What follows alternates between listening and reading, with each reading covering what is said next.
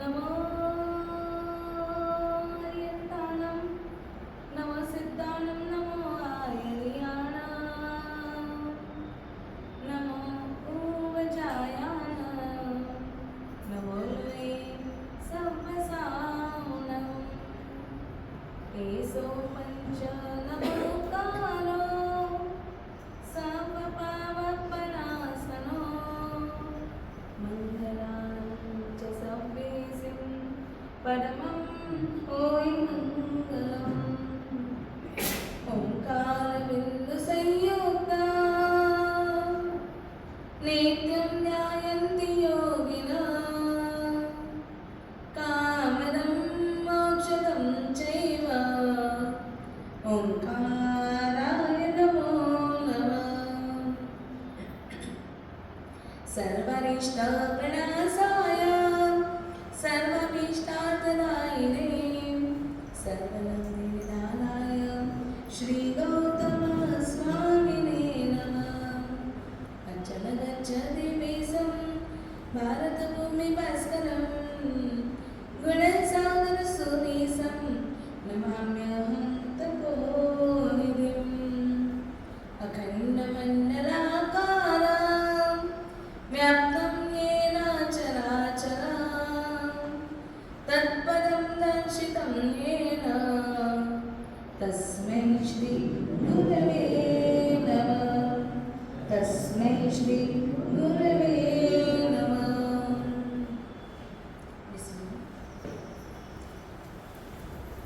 परम કલ્યાણકારી એવા પર્વાધિરાજના પવિત્ર દિવસોનું પવિત્ર વાતાવરણ ચાલી રહ્યું છે અને આ પવિત્ર દિવસની શરૂઆત મંગલ પ્રાર્થનાથી આપણે શરૂ કરીશું. તેરા મંગલ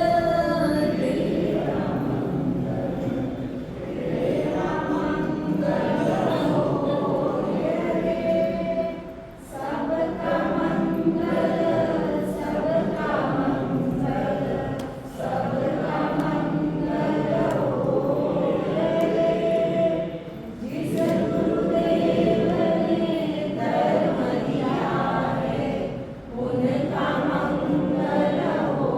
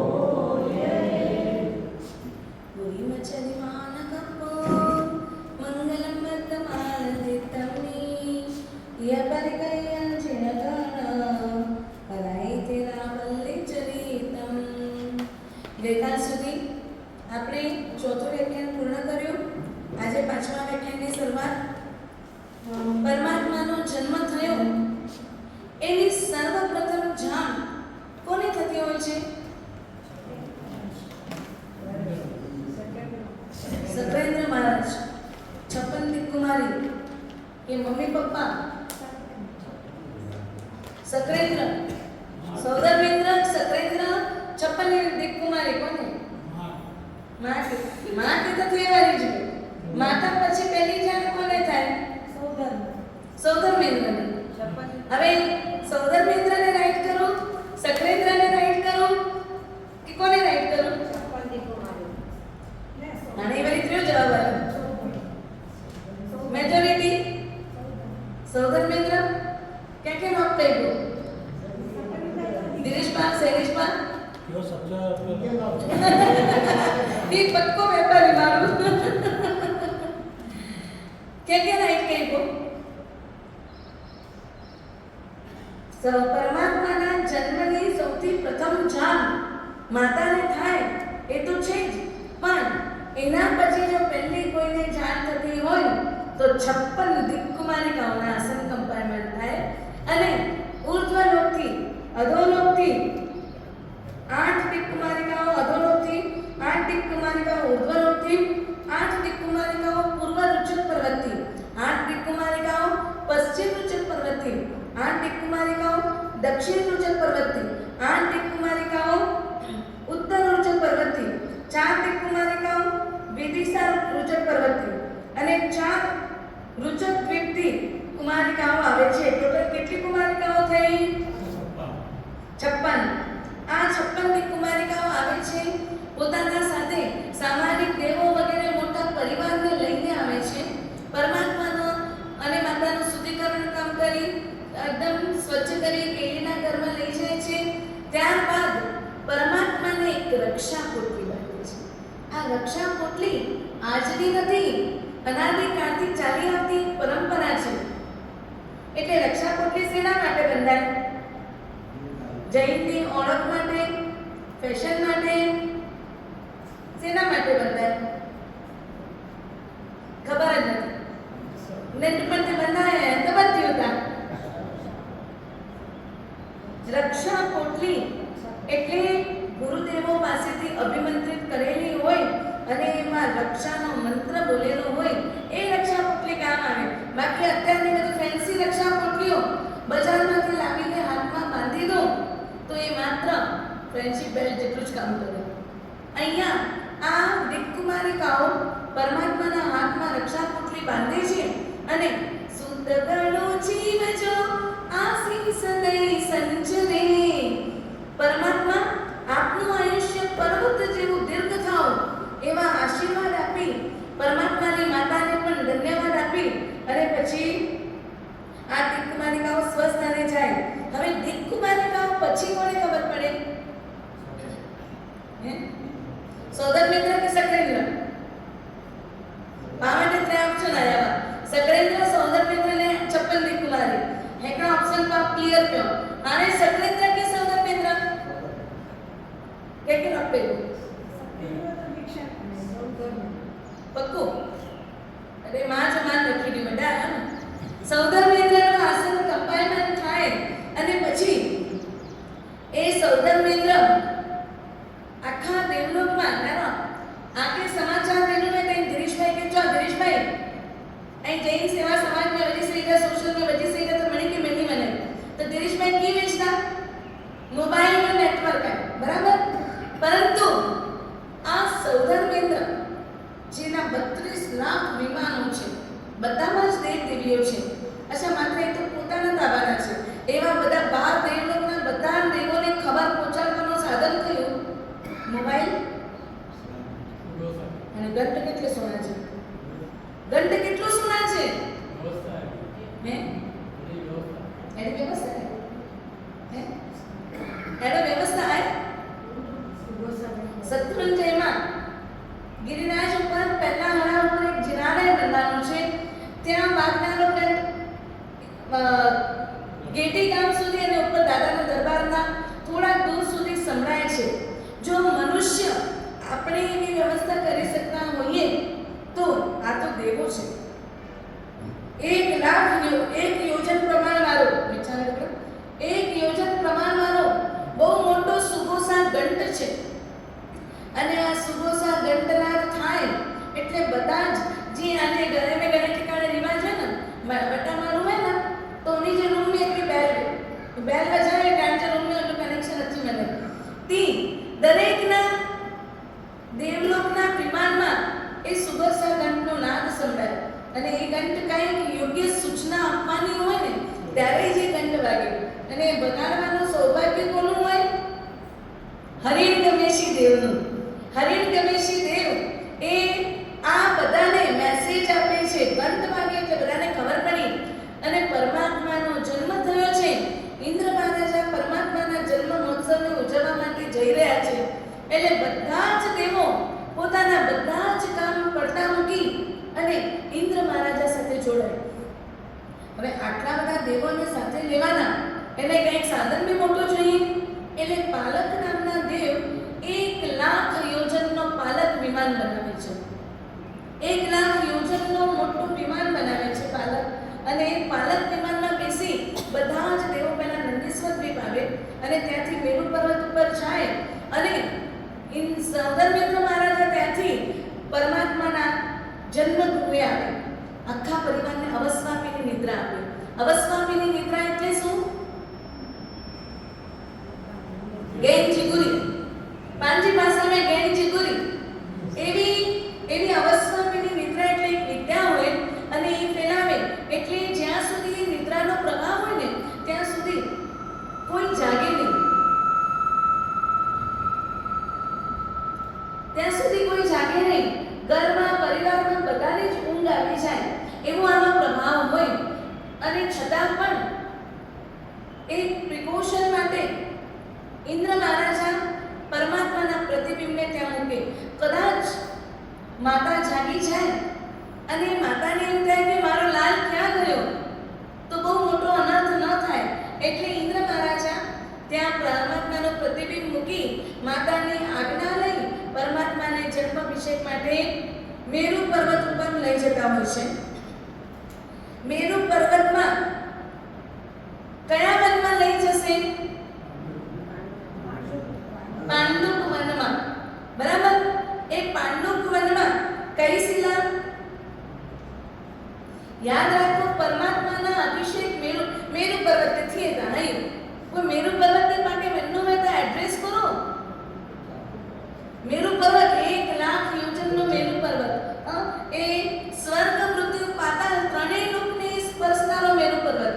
અને આખે મેનું હોય તે મેંદા કેડા મારા સાહેબ બીજાપુર મેં છે મેંદા પણ બીજાપુર મેં કેડા જીવો તો પરમાત્મા જો અભિષેક મેરુ પર્વતથી કેડા થતો પાંડુક વન में અને પાંડુક વન में કેડો બેટો પ્યોર એ પાંડુક વન में કેડા કઈ શિલા?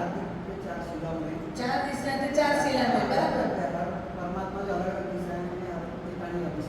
બરાબર. તો એ કેડા થયો નાવિક સ્વામીનો અભિષેક દક્ષિણ બાજુની કઈ શિલા ઉપર?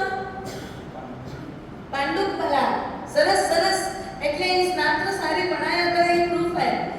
પાંડુક વનમાં મેરુ પર્વતના પાંડુક વનમાં દક્ષિણ બાજુની પાંડુક શિલા ઉપર પાંડુક પલા નામની શિલા ઉપર પ્રભુને ખોળામાં લઈને પૂર્વ દિશા સન્મુખ બેસે છે. આ સમયે ભવનપતિના 32 વેંતરના બે જો વિચારણા 20 ભવનપતિના 32 વેંતરના 2 જ્યોતિષના અને 10 વૈમાનિકના એમ કેટલા ઇન્દ્રો થયા? 64 ઇન્દ્રો ત્યાં આવે છે. અચ્યુત ઇન્દ્રની આજ્ઞાથી આભિયોગિક દેવો સોનાના રૂપાના કેટલી જાતના કળસા હોય પરમાત્માના અભિષેકમાં? 8 જાતિના. અને જાતિના કળસા કયા કયા? 8 જાતિના. સોનાનું, રૂપાનું, રત્નનું. જો હવે લાઈનસર યાદ રાખો તો તમને એકદમ પરફેક્ટ યાદ આવી જશે. સોનાનું, રૂપાનું, પછી સોના રૂપા મિક્સ, પછી આવશે સોના અને રત્નનું, પછી રત્ન અને રૂપાનું, પછી સોના રત્ન અને રૂપાનું અને પછી માટીનું. આ રીતે 8 જાતના કળસાઓ તૈયાર કરે અને દરેકે 1008 કળસાઓ હોય. 1008 કળસા હોય અને આ કળસા કેટલા મોટા હોય ખબર છે? 1 યોજનનું મુખ. કળસાનું મુખ 1 યોજનનું. 1 યોજન એટલે લગભગ 12 કિલોમીટરથી ઉપર કઈ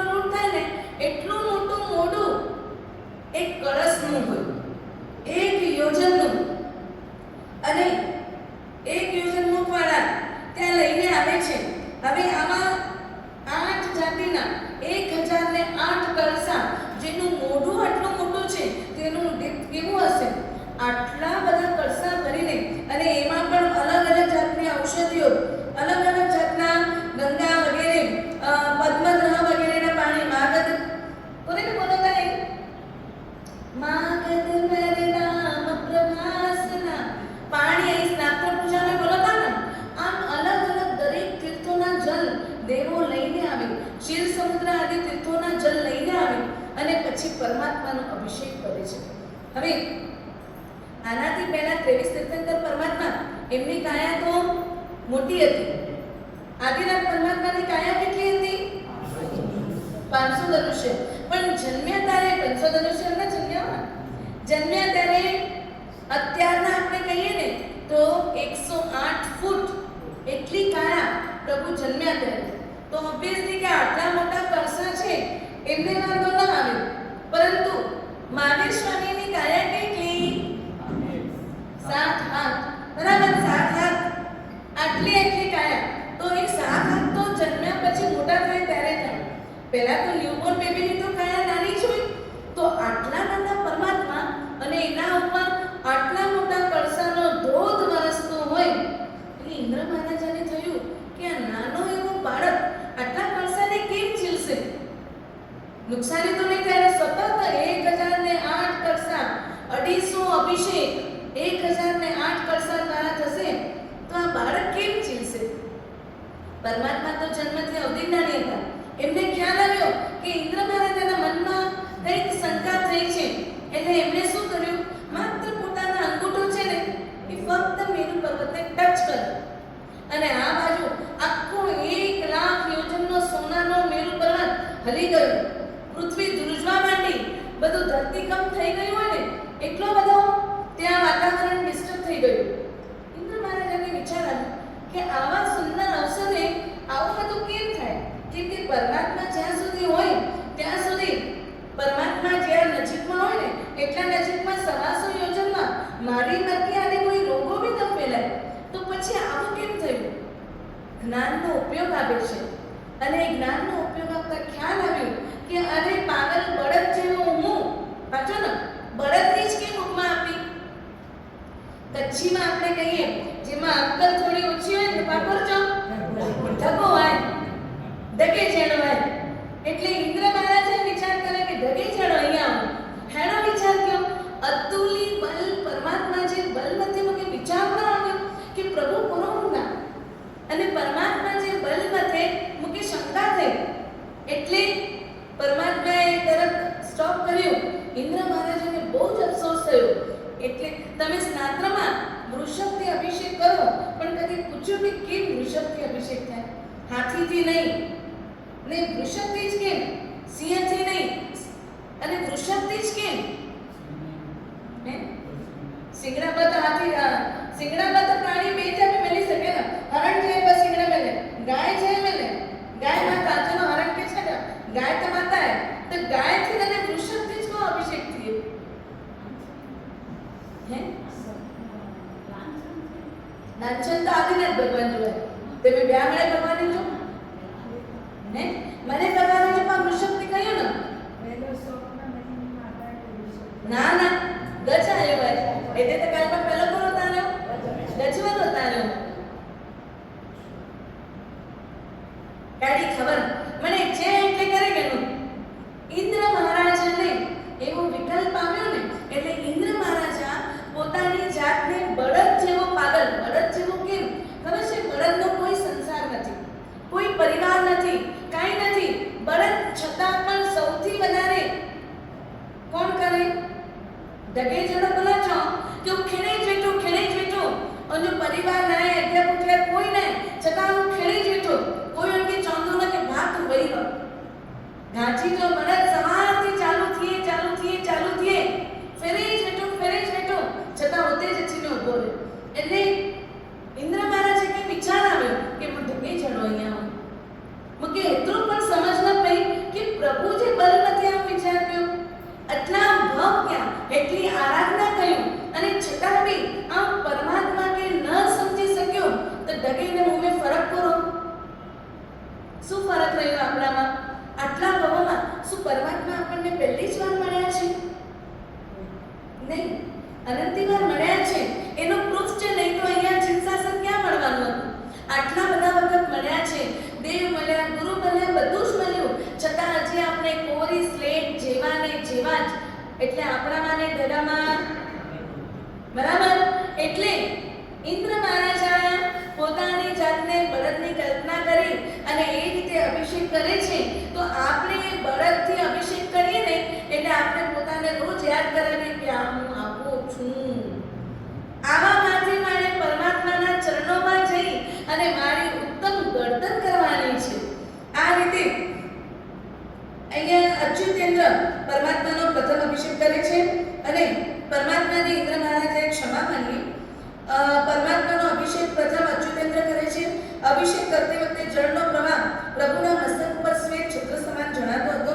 ત્યારબાદ અભિષેક બાદ ઈશાનેન્દ્ર પ્રભુને ખોળામાં લે છે અને સૌદાનેન્દ્ર 4 વૃષભના રૂપ લઈને 8 સિંગડામાંથી દૂધનો પ્રવાહ વેવડાવી પ્રભુનો અભિષેક કરે છે. ત્યારબાદ પ્રભુને પુષ્પ વગેરે ચંદનાથી વિલેપન કરી પુષ્પોથી પૂજી ગીત ગાન વડે સ્તવના કરી નૃત્ય કરી આરતી મંગલ દીવો ઉતારી વાજિત્રો વગાડી મહોત્સવ કર્યો અને ત્યારબાદ રત્નના બાજોટ ઉપર અક્ષત અને રૂપાના દર્પણ વર્તમાન કલશ મત્સ્યયુગલ શ્રીવત્સ સ્વસ્તિક નંદાવત અને ભદ્રાસન આ 8 શું છે? 8 મંગલથી પ્રભુને સ્તવના કરી પ્રભુને માતા પાસે વિરાજમાન કરી અવસ્વાપીની નિદ્રાનું હરણ કરી પ્રભુના પ્રતિબિંબ લઈ ઓશિકા નીચે ઇન્દ્ર મહારાજ શું મૂકે ભગવાન માટે? ખબર છે? ઇન્દ્ર મહારાજ શું મૂકે? પરમાત્માના ઓશિકા નીચે 2 કુંડલ અને રેશમી વસ્ત્રની જોડી મૂકે છે અને પ્રભુને જોવાથી આનંદ ઉપજે માટે જે ચંદરો બાંધેલો હોય એનામાં શ્રીદામ રત્નદામ અને સુવર્ણનો દડો મૂક્યો. 12 કરોડ સુવર્ણની વૃષ્ટિ કરી. આભિયોગી દેવો દ્વારા ઇન્દ્રને ઉદ્ઘોષણા કરાવી કે પ્રભુ અને પ્રભુના માતાનો કોઈ પણ અશુભ ચિંતન કરશે તો તેનું મસ્તક અર્જુન વૃક્ષની મંજરીની જેમ 7 ટુકડા થશે. પ્રભુજીના અંગૂઠામાં અમૃત મૂકી અને દેવલોકના દેવો પ્રભુના જન્મનો મહોત્સવ મનાવવા માટે ક્યાં જાય? નંદીશ્વર જાય. 28 મહોત્સવ કરે અને પછી એ તનેરાવેના 5 જણ થોડી વેગી આવે એટલોથી ઉજવી ગયો તાને બસ બહુ થઈ ગયો. કેટલો કરે જોવે કોઈ આને. દેવો 28 મહોત્સવ કરે મેરુ પર્વત ઉપર તો ધૂમધામથી ઉજવે અને પછી 8 દિવસ નંદીશ્વર દ્વીપ ઉપર ધૂમધામથી ઉજવે છે. હવે જે રાત્રિએ પ્રભુ જન્મ્યા તે રાત્રે કુબેરદેવની આજ્ઞામાં રહેલા અને તીર્છાલોકમાં રહેલા ત્રિનેમ આદિ દેવોએ સિદ્ધાર્થ રાજાના પવનમાં રૂપાની સુવર્ણની રત્નની હીરાની વૃષ્ટિ આભૂષણોની વૃષ્ટિ વગેરે વગેરેની વૃષ્ટિ કરી અને પરમાત્માના જન્મની ખુશાલી બનાવી. હવે પરમાત્માના જન્મની ખુશીના સમાચાર આપવા પેલી પ્રિયમવદા દોડતી રાજા પાસે જાય છે. રાજાને પણ ખુશીના સમાચાર મળે છે અને રાજા પણ 12 દિવસનો મહોત્સવ મંડાવે છે. કેદીઓને મુક્ત કરાવે છે અને આખા નગરમાં બધું ફ્રી રાજાના નામે કર બધો માફ થઈ જાય. 12 દિવસમાં જેને જે કંઈ ખરીદી કરવી હોય તે બધું ફ્રી. આપણા રાજાએ કેટલા દિવસની મહોત્સવ મંડાવ્યો છે? કેટલા દિવસ ફ્રી મેં દેવા આવ્યા? કેટલા દી? 10 દિનો છો મંડાવે. એમાં ચંદ્ર અને સૂર્ય દર્શન કરાવવાનો વિધાન છે. ત્રીજે દિવસે ચંદ્ર અને સૂર્યના દર્શન કરાવે અને ચંદ્રની મૂર્તિને સ્થાપિત કરી પૂજી બાળક તથા બાળકની માતાને સ્નાન કરાવી સુંદર વસ્ત્ર આભૂષણો પહેરાવી ચંદ્રોદય સમયે પ્રત્યક્ષ માતા પણ પુત્રને ચંદ્રસન્મુખ બેસાડી આ રીતે મંત્ર બને. ઓમ અહમ ચંદ્રોસી નિશા કરોસી નક્ષત્રપતિ રસી સુધા કરોસી ઔષધિ કર્મોસી અશ્ય કુલસ્ય વૃદ્ધિ કુરુ કુરુ સ્વાહા ઇત્યાદિ મંત્રોચ્ચાર કરાવે. પછી સૂર્યનું દર્શન પણ સૂર્યની મૂર્તિ સુવર્ણની અથવા તાંબાની બનાવે અને સૂર્યનો મંત્ર પાઠ આ રીતે. ઓમ અહમ સૂર્યોસી દિનકરોસી તમોપહોસી સહસ્ત્ર કિરણોસી જગતચક્ષુષી પ્રસિદ્ધ અસ્ય કુલસ્ય પુષ્ટિ પુષ્ટિ પ્રમોદમ કુરુ કુરુ સ્વાહા. આ રીતે 11મા દિવસે પરમાત્માના માતા પિતાએ પરમાત્માના છઠ્ઠા દિવસે જન્મના છઠ્ઠા દિવસે રાત્રિ જાગરણ કર્યું અને 11મા દિવસે અસુચિના બધા જ કાર્યક્રમો પૂરા થયા એટલે 12મા દિવસે પ્રભુના માતા પિતાએ સ્વજનોને બોલાવ્યા અને પરમાત્માનો જન્માભિષેક કરવા માટે સ્વજનોને બોલાવ્યા. વર્તમાન એવું નામ રાખ્યું અને બધાને બોલાવી અને સુંદર મજાનો એક જન્મનો મહોત્સવ કરે છે. ત્યારબાદ પરમાત્મા 8 વર્ષના થાય એટલે પરમાત્મા જન્મથી જ વૈરાગી હોય છે. અન્ય બાળકોની જેમ પરમાત્માનો જીવ ન હોય. નાના બાળકોને રમવામાં જીવ હોય એ રીતે ત્યારે પરમાત્માનો આત્મા કોઈ પણ જાતની ક્રીડા કરવામાં મૂંઝાય નહીં. પણ આ માં છે ને, માને થયું કે મારો બાળક કેમ ક્યાંય રમવા નથી જતો, ક્યાંય નહીં. એટલે ગામના બાળકો આવે છે અને કૃષ્ણા માતા વર્ધમાન કુમારને મોકલે છે રમવા માટે. પછી શું થયું? આ સ્ટોરી તો આપણને બધાને ખબર છે કે વર્ધમાન કુમાર રમવા જાય છે, ત્યાં ઝાડ ઉપર સાપ હોય છે, વર્ધમાન કુમાર ઉપાડીને ફેંકી દે છે. ત્યાર પછી રાક્ષસ આવે છે અને વર્ધમાન કુમારને ઉપાડીને જાય છે. એટલે બાળકો દોડતા દોડતા કૃષ્ણા માતાને સમાચાર આપે છે અને કૃષ્ણા માતા રડે છે. આ સ્ટોરી આપણે ઘણી વાર સાંભળી, પણ આપણે સાંભળવા માટે સાંભળી. એક વખત સિવિલમાં મેં એક બાળકોને આ વાર્તા કરી રહ્યા હતા. તો એક બાળક ઊભો થયો, મને કે મારા સાહેબ કૃષ્ણા માતાની કેટલી બધી ફોલ્ટ છે. હે? હા, કૃષ્ણા માતાની ફોલ્ટ. એક તો પહેલી ફોલ્ટ, કૃષ્ણા માતા તમે કહો છો એ કિંગ હતા અને વર્ધમાન કુમાર એ પ્રિન્સ હતા. તો પછી એમને એકલા કેમ મૂક્યા રમવા માટે? સૈનિકો મોકલવા જોઈએ ને. મારી મમ્મી મને ક્યારે એકલો રમવા ના મોકલે, અમારા નોકર ચાચા ભેગા જ હોય. પછી બીજી ફોલ્ટ, મારી મમ્મીએ મને શીખવાડ્યું છે બેટા આ સ્નેક કહેવાય, સ્નેકને હાથ લગાડાય નહીં. તો કૃષ્ણ માતાએ 8 વર્ષના આટલા મોટા વર્ધમાન કુમારને શીખવાડ્યું નહીં કે આ સ્નેકને હાથ નહીં લગાડવાનો. પછી ત્રીજી ફોલ્ટ, જ્યારે છોકરાઓએ કીધું કે વર્ધમાન કુમારને રાક્ષસ લઈ ગયો તો કૃષ્ણ માતા તો રોવા બેસી ગયા. મારી મમ્મી રોવે નહીં, મારી મમ્મી સીધું પપ્પાને ફોન કરે, પોલીસ સ્ટેશનમાં ફોન કરે. પછી નાકાબંધી થઈ જાય અને કોઈ પણ મારા દીકરાને લઈ ના જઈ શકે. આપણે કદી આ વાર્તાનું આગળ પાછળનું કંઈ અનુસંધાન વિચાર્યું? આ નાના ભૂલકા છે ને, એ લોકો બહુ વિચારે છે. એ લોકો એમાં વિચારી તે વાર્તા માત્ર સાંભળી નથી લેતા, આ સાંભળવાની નથી, પણ આ વાર્તાના પ્રભાવે ક્યાંક આપણા જીવનમાં આમાંથી કોઈ પોઈન્ટ આવી જાય ને તો આપણું જીવન સુધરી જાય. અને વર્ધમાન કુમારનું પરમાત્મા મહાવીરનું જીવન ચરિત્ર એવું છે કે અગર એને એનું જ ઘડી સ્વાધ્યાય કરીએ ને તો આપણા કસાયો, રાગ, દ્વેષ બધું ઓટોમેટિક શાંત થતું જાય અને જીવનમાં સમાધિ આવતી જાય. એટલે દેવોએ પરીક્ષા કરવા માટે સૌધર્મેન્દ્ર પ્રશંસા કરે છે કે વર્ધમાન કુમાર અત્યારે બાળક છે પણ આપણા દેવો કરતા બી એમનું બળ, એમનો પરાક્રમ અદ્ભુત છે. એટલે દેવો પરીક્ષા કરવા માટે આવ્યા હતા. એ પરીક્ષા કરવા આવનારો દેવ એ ભગવાનને જ્યારે લઈને ભાગે છે, એ જ્યારે રૂપ મોટું તાળ સમાન વળી રૂપ જ કીધું, પ્રભુએ મુઠ્ઠી પ્રહાર કર્યો. પ્રભુ જાણી લીધું કે હવે આ દેવ છે એટલે એને ચખાડી દઉં પ્રભાવ. એટલે પરમાત્માએ એના મુઠ્ઠી ઉપર પ્રહાર કર્યો અને બાલ પરમાત્માની મુઠ્ઠીનો પ્રહાર એટલો જબરદસ્ત કે આટલી મોટી કાયા ધરાવનાર દેવ પટ કરતો નીચે બેસી ગયો. અને ત્યારે દેવે પરમાત્માના ચરણોમાં નમસ્કાર કરી અને માફી માંગી કે પ્રભુ બીજા વીર પણ તમે મહાવીર. માતા પિતાએ કયું નામ આપ્યું? વર્ધમાન કુમાર. દેવોએ કયું નામ આપ્યું? મહાવીર. ત્યારબાદ પરમાત્મા 8 વર્ષના થયા એટલે પરમાત્માને સ્કૂલમાં ભણવા મૂકવા માટે માતા પિતાએ તૈયારી કરી. હવે સામાન્ય માતા પિતા તો એ જ વિચાર કરશે કે મારું બાળક ભણી ગણીને મોટો થાય. પરમાત્માના જ્ઞાન વિશે મા બાપ તો અજાણ હતા, પરંતુ પરમાત્માનો જ્ઞાન એટલો જબરદસ્ત કે પ્રભુએ કદી પણ કીધું નહીં કે મને બધું આવડે છે તો શું કામ લઈ જાઓ છો સ્કૂલમાં.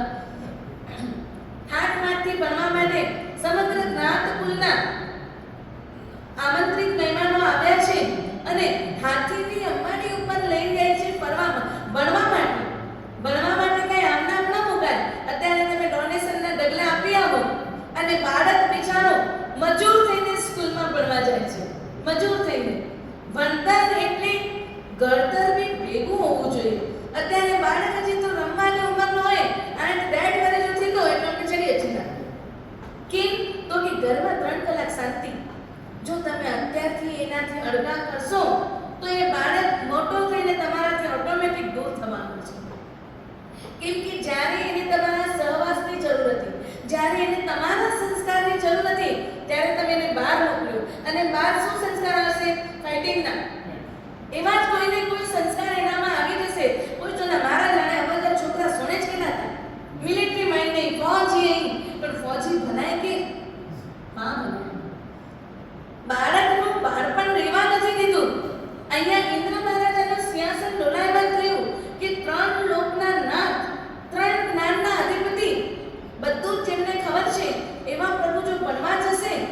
અનર્થ થઈ જશે. પરમાત્માના જ્ઞાનનો, પરમાત્માનો પોતાનો અવિનય થશે. એટલે ઇન્દ્ર મહારાજા બ્રાહ્મણનું રૂપ લઈને નીચે આવે છે અને ત્યાં જ્યાં પરમાત્માને લઈ ગયા છે ત્યાં પરમાત્માના જે શિક્ષક બનાવવાના હતા એ શિક્ષકની પહેરામણી કરી અને એ શિક્ષકનું પણ બહુમાન કર્યું, સાથે ભણનારા બધા સ્ટુડન્ટનું બહુમાન કર્યું. આજે તો શિક્ષક ખીજાય તો એની નોકરી જાય. શિક્ષકનું બહુમાન તો દૂર રહ્યું, પરંતુ એને ખીજાવવાનું પણ પરમિશન નહીં.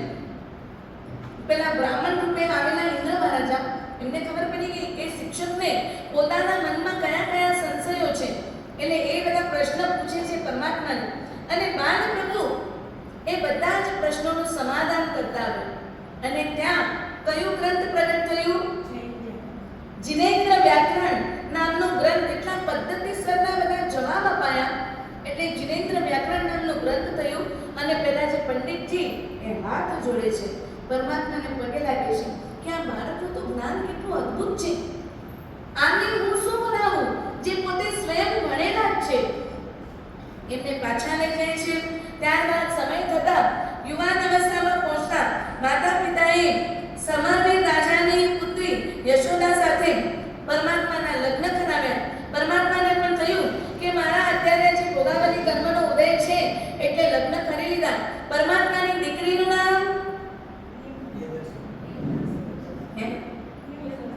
મેઘદર્શના, પ્રિયંવદા બોલો. કોણ કહે냐? પ્રિયદર્શના, મેઘદર્શના કે પ્રિયંવદા? પ્રિયંવદા, મેઘદર્શના, પ્રિયદર્શના. ચલો તો આગે 100 માર્ક પૂરા. પ્રિયદર્શના પરમાત્માના પિતા, અને ધ્યાન રાખજો કે મણિકા નાના છેડી હતી. પરમાત્માના પિતાનો પુત્ર કાશ્યપ પુત્ર. અને એકડો પેપર આય નીલમનું પેપર ખણી દીધા. આજે આ પેપર તમને ભરવા માટે અત્યારે હું બધા જ નામ કહી દઈશ, પછી આ પેપર તમને ભરવા માટે આપવામાં આવશે. સાંજ સુધી ભરીને પેપર પાછું અમને આપજો. આ તો વ્યાખ્યાન કોઈ કેટલો ટાઈમ રહેતો છે નહીં ગયો. પરમાત્માના પિતાનો પુત્ર કાશ્યપ. પરમાત્માના પિતાના નામ કોઈ પ્રચલિત છે, બાકી ખબર હે 3 નામ હતા. સિદ્ધાર્થ રાજાના સિદ્ધાર્થ, શ્રેયાંશ અને યશસ્વી. આ 3 નામ હતા, સિદ્ધાર્થ, શ્રેયાંશ અને યશસ્વી. પરમાત્માના માતા વશિષ્ઠ ગોત્રવાળા. એમના 3 નામ કોરોવાના તૃષ્ણા. કોઈ તૃષ્ણા, વિદેહદિન્ના અને પ્રીતિકારિણી. તૃષ્ણા, વિદેહદિન્ના અને પ્રીતિકારિણી. પરમાત્માના કાકાનું નામ કાકા સમરવીર. તો સસરા મેં કહી દીધું.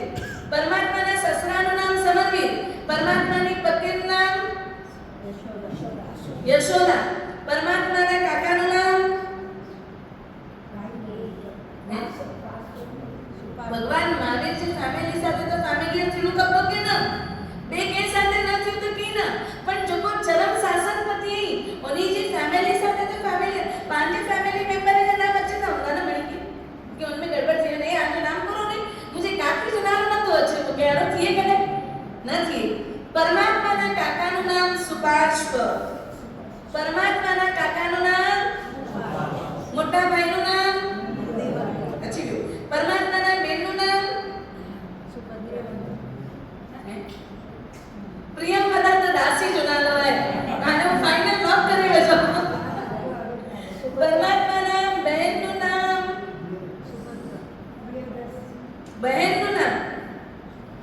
સુદર્શના.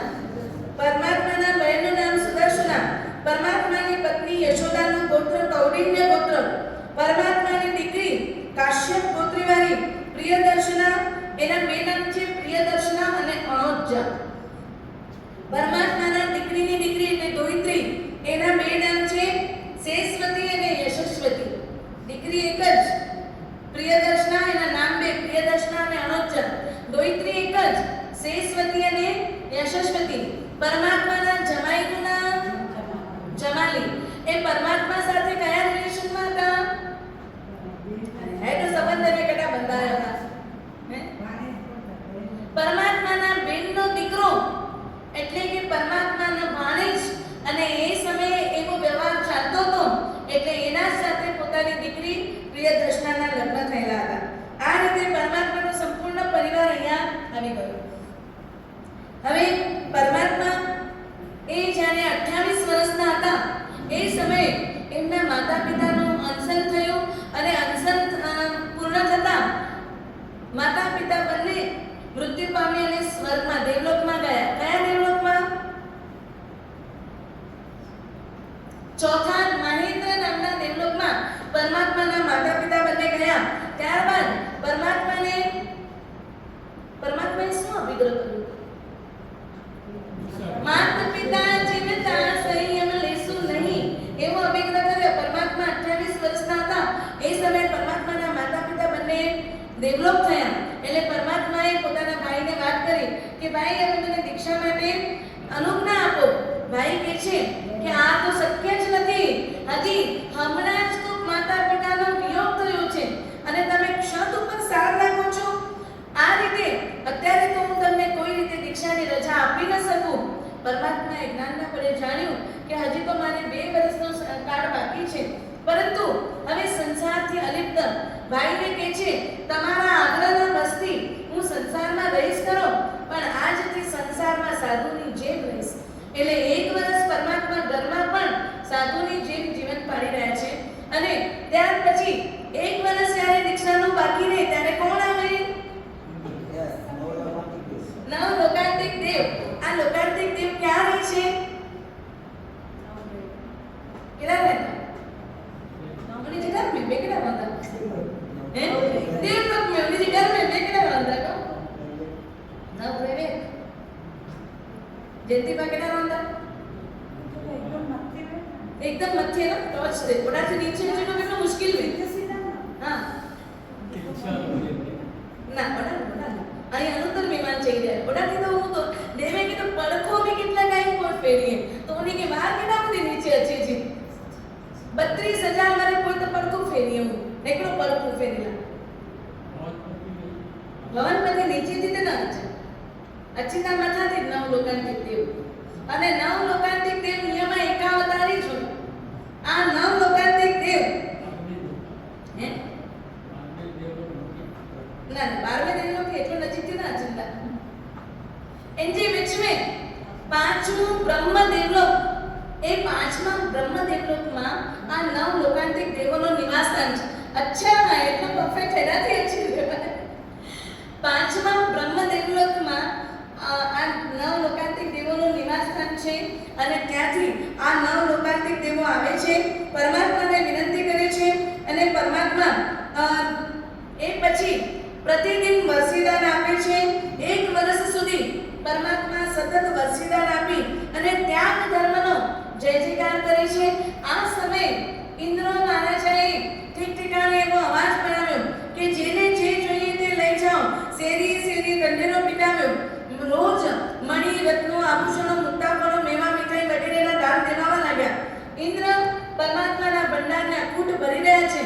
ચંદ્રેન્દ્ર ત્યાં ઊભા રહે છે અને જેના નસીબમાં જેટલું હોય ને એટલું જ પરમાત્માના હાથમાં મૂકે અને પરમાત્મા આપે. કેમ કે પરમાત્મા આપણી જેમ ये मुझे लगता बड़ा है तेरे पेट्रोल दिया मुझे ऊंचो दिया आने सोनानी लकड़ी आपो ने आने चांदीनी आपो એવું તો પરમાત્મા ભેદભાવ કરી જ ન શકે કેમ કે એ તો વિતરાગી છે.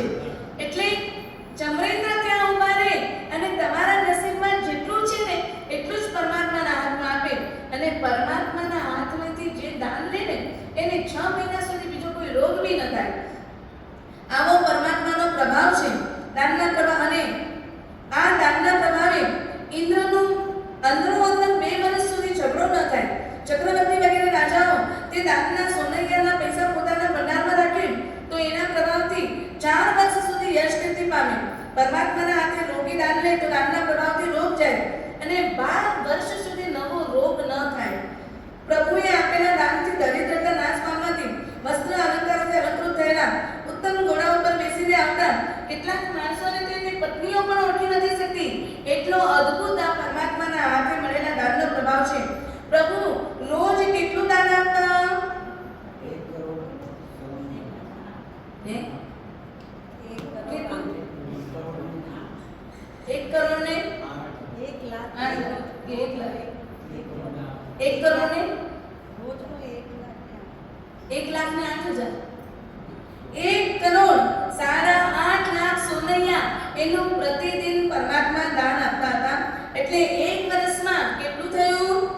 હાલો ही काउंटिंग यांची રોજનું 1,08,00,000 સોનૈયા. તો એક વર્ષમાં કેટલો થયો શૈલેષમાં? ઇન્દ્ર મહારાજે કેટલો થયો? હે હું આયા ના તો બબલા એવર નહીં 388 કરોડ 80 લાખનું દાન આપ્યું. અને ઘોડા, વસ્ત્ર, આભૂષણ, હાથી, ઘોડા, રથ એની તો કોઈ ગણતરી કરવામાં જ નથી આવી. પરમાત્માએ જ્યારે દાન આપવાની શરૂઆત કરી તો નંદીવર્ધન રાજાએ પણ 3 મોટી દાનશાળા બનાવી. એકમાં અન્નનું દાન, બીજામાં વસ્ત્રનું દાન અને ત્રીજામાં આભૂષણ વગેરેનું દાન આપવાની શરૂઆત થઈ. પરમાત્માએ સાવંતસરી દાન આપીને દીક્ષા લેવા તૈયાર થયા ત્યારે દીક્ષાની સંમતિ આપીને નંદીવર્ધન રાજાએ આખા નગરને દેવલોક જેવું શણગાર્યું હતું. ભગવાન જો ગામ કયો? મહાવીર સ્વામી જો ગામ કયો? क्षत्रिय कुल के लक्षण, क्षत्रिय कुल के लक्षण आई पचा आज जो नाम क्यों निकट जा उपकारी भगवान महावीर जो जन्म स्थान नाय खबर पाके क्षत्रिय कुल कुंडलपुर लक्ष्मण कुंडलपुर क्षत्रिय कुल कौन गई ब्राह्मण कुल. હવે યાદ રાખજો, એકદમ શાંતિથી એટલે સમજાવું છું. પરમાત્માનું જન્મનગર એટલે ક્ષત્રિય કુળ. ક્ષત્રિય કુળ આખા ક્ષત્રિય કુળને દેવલોક જેવું શણગારેલું હતું. અને આ બાજુ દેવલોકના દેવોએ પરમાત્માના અભિષેક માટે 108 સંખ્યાના કળશા બનાવરાવ્યા અને બીજી પણ ઔષધિઓની સામગ્રીઓ તૈયાર કરાવી. અહીંયા નંદીવર્ધન રાજાએ પણ કળશ બનાવ્યા હતા. રાજાના કળશમાં દેવલોકના કળશાઓ સમાવિષ્ટ થયા એટલે આ કળશાઓ અત્યંત દેદીપ્યમાન થયા. માગધ, વર્ધમ, ક્ષીર સમુદ્રના પાણી, તીર્થોની માટી અને ઔષધિથી પ્રભુનો અભિષેક કરવામાં આવ્યો. ત્યારબાદ ચંદન વગેરેનું વિલોપન કરી આભૂષણોથી અલંકૃત કરી પ્રભુને શિબિકામાં બિરાજમાન કરવામાં આવ્યા. આ શિબિકા 50 ધનુષ લાંબી, 25 ધનુષ પહોળી, 36 ધનુષ ઊંચી એવી નંદીવર્ધન રાજાએ કરાવી હતી. ઇન્દ્રે પણ એવા જ પ્રમાણની શિબિકા બનાવી. એ ઇન્દ્રની શિબિકા દેવ પ્રભાવથી રાજાની શિબિકામાં અંતર્ગત થઈ જવાથી અત્યંત દેદીપ્યમાન થઈ ગઈ. અને પ્રભુ જ્યારે એ શિબિકામાં બેસે છે ત્યારે પ્રભુની જમણી બાજુ કુલ મહત્રા સ્ત્રી પરમાત્મા માટે હંસ લક્ષણ વસ્ત્ર હાથમાં લઈને ભદ્રાસન ઉપર બેસે છે. એટલે કુલ મહત્રા સ્ત્રીનું કેટલું મોટું કર્તવ્ય છે. ડાબી બાજુ ગાવ માતા બેસે છે. પ્રભુની પાછળ શ્વેત છત્રને ધારણ કરનારી યુવાન સ્ત્રીઓ છે. ઈશાન દિશામાં એક સ્ત્રી જળ ભરેલ કળશ લઈને બેસી છે. અગ્નિકુંડમાં સુવર્ણની દાંડીવાળો મણિરત્નનો પંખો લઈને એક સ્ત્રી બેઠી હતી. આ રીતે પરમાત્માની યાત્રાનો વરઘોડો ચાલુ થયો. આગળ પરમાત્માની 8 મંગલો ઉપાડીને ચાલનારા માણસો હતા અને પાછળ ચામરવાળા, પૂર્ણ કળશવાળા વગેરે ચતુરંગીની નાની મોટી સેના હજારો પતાકાઓથી શોભતો 1000 યોજન ઊંચો ઇન્દ્રધ્વજ પણ ચાલતો હતો. અને એના પાછળ જય જય શબ્દ બોલાવનારા લોકો ચાલી રહ્યા હતા. વરઘોડામાં હવે આપણો વરઘોડો નીકળે રથયાત્રાનો તો આપણી સિક્વન્સ શું હોય? આગળ વાજિંત્રો વાગતા હોય, શ્રાવકો હોય, શ્રાવકો પછી પરમાત્માનો રથ, પછી મારા સાહેબ અને પછી ના મારા સાહેબ અહીંયા મેલું ના અહીંયા નહેરેલા મેલે ના. આ એક ગુરુ ભગવંતનો અવિનય થઈ જતો હોય. લોકોને કેવું પડે પોઠિયાનો તો અસીકોના પોઠિયાનો. પરમાત્માના રથની પાછળ મહાત્મા ચાલે અને મહાત્માની પાછળ શ્રાવિકાઓ ચાલે. આ જો આપણે ન સાચવીએ ને તો પરમાત્માનો અને ગુરુનો બંનેનો અવિનયનો દોષ લાગે છે.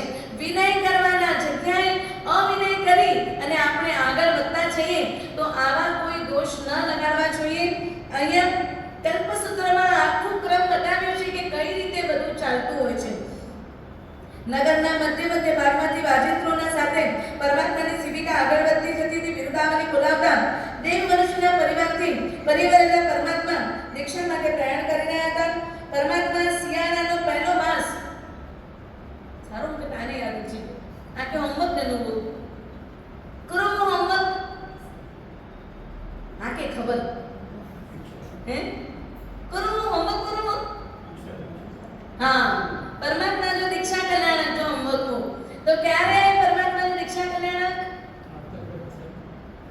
તક બધ છઠ શુદ્ધ છઠ એકાદ છઠ કરે ને શુદ્ધ છઠ તો પોસિબલ નહીં કે શુદ્ધ છઠ એના ચોમાસું હોય તો કોઈ કેનો અમત કે પરમાત્માના શિયાળાનો પહેલો માસ પહેલું પખવાડિયું એટલે માગસર માસનો કૃષ્ણ પક્ષ એ પક્ષની 10મીના દિવસે પૂર્વ દિશા તરફ છાયા ગમન કરતે જતે પાછલી પોષી પ્રમાણયુક્ત માગસર વદ દસમ એ પરમાત્માનું દીક્ષા કલ્યાણ કહે હસ્તોત્તરા નક્ષત્ર આવે છે જે પરમાત્મા જે શિબિકામાં બેઠા હતા એ શિબિકાનું નામ શું કઈ વે શિબિકા ચંદ્રપ્રભા નામની શિબિકામાં પરમાત્મા બેસીને તપસ્યા કરી હતી પરમાત્માની દીક્ષા વખતે છઠ તપ હતું નિર્મલ રેશાવાળા સર્વ પ્રકારના આભૂષણોથી અલંકૃત લટકતી માળાવાળા એમાં પરમાત્મા સુકોમળ વસ્ત્રોને ધારણ કરીને શરીરવાળા થયા પ્રભુ પૂર્વ સન્મુખ સિંહાસન ઉપર બેઠા હતા અને પરમાત્મા સૌધર્મેન્દ્ર પાલખીની આગલી જમણી બાહને ઈશાનેન્દ્ર આગલી ડાબી બાહને ઉપાડે છે જમનેન્દ્ર પાછળની જમણી બાહને અને બલિન્દ્ર પાછળની ડાબી બાહને ઉપાડે છે બાકીના ગણપતિ વેંતર જ્યોતિષ અને વૈમાનિક દેવો દેવોના ઇન્દ્રો યોગ્યતા પ્રમાણે પ્રભુજીની પાલખીને ઉપાડીને ચાલે છે સુંદર મનોહર અવાજો વડે સાવધાન થતા ભગવાન છત્ર ચામરાની રાજ ચિહ્નનો સર્વ પ્રકારની સામગ્રીનું સમૃદ્ધિ વડે સર્વ પ્રકારના આદર વડે સર્વ પ્રકારના હર્ષ ઉલ્લાસથી થયેલ અને પ્રજા વડે મહાવીર દેવ સર્વ પ્રકારના નાટકો વડે સર્વ સમૃદ્ધિઓ વડે પ્રભુ મહાવીર ક્ષત્રિય કુલ રામનગરના મધ્ય ભાગથી બજારોના રસ્તે થઈને નગરની બહાર કયા વનમાં આવે છે શેષાવન શેષાવન क्यों वन पेपर गन को बोला सबको याद रखना कयो वन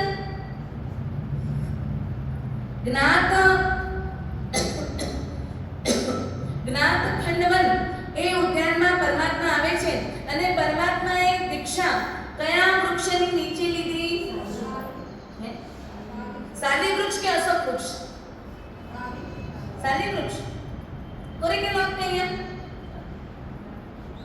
સાલી વૃક્ષ કે અશોક વૃક્ષ અશોક વૃક્ષની નીચે પરમાત્મા આવે છે અને ત્યાં પાલખી રખાવી પાલખીમાંથી ઉતરી આભૂષણો ઉતારે છે અને ત્યારે પરમાત્મા પંચમુષ્ટિ લોચ કરે અને પરમાત્મા દીક્ષા કઈ રીતે લે અમારી જેમ રજવારણ લઈને હે પરમાત્મા કે करे भी बनते जो पचकान घेर दे पेंटी पेन के नहीं कहने को उपाधीश में पेंजी परमात्मा પોતે સ્વયં કરેલી બનતે નહીં પણ કરેલી સામાયમ એ રીતે યાવત જીવન પર્યંત સામાયિક વ્રતનો ઉચ્ચાર કરે અને એ કરેલી સામાયમનો ઉચ્ચાર થતા દેવદુષ્ય વસ્ત્ર ઇન્દ્ર નામેના દેવદુષ્ય વસ્ત્રને પરમાત્મા ખભે ધારણ કરે અને એ સમયે પરમાત્માને કયું જ્ઞાન ઉત્પન્ન થાય केवल ज्ञान दिनेश बाबू क्यों ज्ञान मन पर तो परमात्मा जन्मे કેટલે જ્ઞાન થયા અને જન્મીને દીક્ષા એના ત્યાં સુધી ત્રણ જ જ્ઞાન મળ્યા હેડા વર્ષ સુધી ખાલી ત્રણ જ જ્ઞાન હે ચોથું જ્ઞાન એવર આવે એક મન પર જ્ઞાન એવું છે कंपल्सरी 1 થી 3 જ્ઞાન અને પાંચમું કેવલ જ્ઞાન એ કદાચ તમને કેવલ જ્ઞાન ગ્રસ્તના વેશમાં થઈ શકે પરંતુ મનપર્ય જ્ઞાન એ કંપલ્સરી પંચમહાવતધારીના વેશમાં જ થાય એના પહેલા આ જ્ઞાન થઈ શકે નહીં અહીંયા પરમાત્માએ પંચમુષ્ટિ લોચ કરી જલપાન લઈ તેમાં છઠ તપથી ઉત્તરા ફાલ્ગુની નક્ષત્રમાં ચંદ્રનો યોગ પ્રાપ્ત થાય છે તે પરમાત્માએ ક્રોધાની રૂપ દૂર કરવા લોચ કરી ગ્રસ્ત વાસ્તે નીકળીને અણગાર પ્રાણે પામ્યા નમો સિદ્ધાનમ કહીને પરમાત્માએ કરેમી સામયમ સમક્ષ આવજન જુગમ પચકામે વગેરે કહીને ચારિત્ર સ્વીકાર્યું પ્રભુજીને ચોથું મન પરિજ્ઞાન ઉત્પન્ન થયું દેવોએ વંદના કરી અને નંદેશ્વર દેવ યાત્રા મહોત્સવ કરી પોતપોતાના સ્થાને ગયા હવે વ્યાખ્યાન છઠ્ઠું શરૂ થયું પરમાત્માનું આટલા સમય સુધી તો જીવન મસ્ત ચાલતું હતું કસોટીની ઘડીઓ પરમાત્માના દીક્ષા લેતાની સાથે એ જ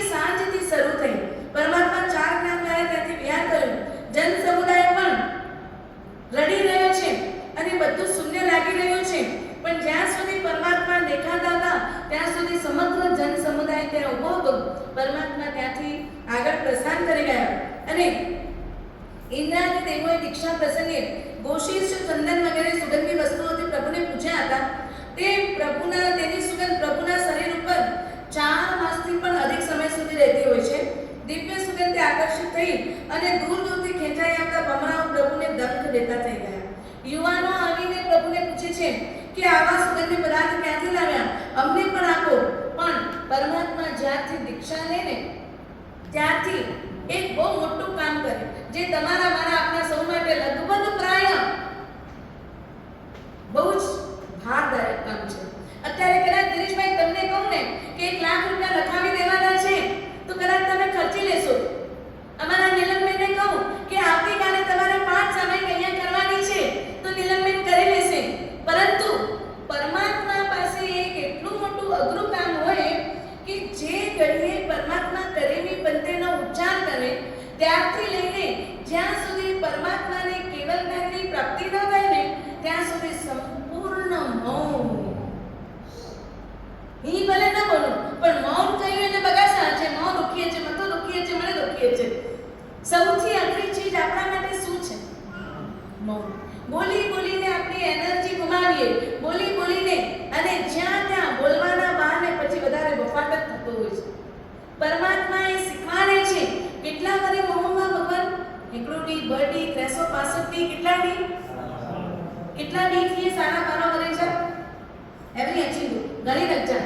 એટલા દિવસ, એક દિવસના 24 કલાક તો 12.5 વર્ષના કેટલા કલાક?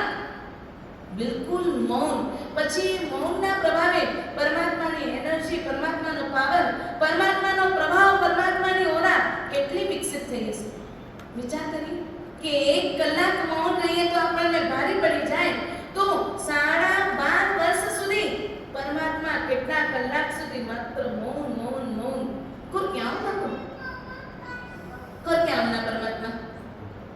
અહીંયા ગોવાળિયાએ પરમાત્માએ રાતના કૌશલ કુમાર ગામ પાસે આવીને કારોત્સવ ગામમાં રહ્યા. ત્યાં ગોવાળિયો આખો દિવસ હળ ખેડીને બળદોને મૂકી ગયો અને ગાયો ધોવા ચાલ્યો ગયો. બળદો ત્યાંથી ચડતા ચડતા વનમાં દૂર નીકળી ગયા.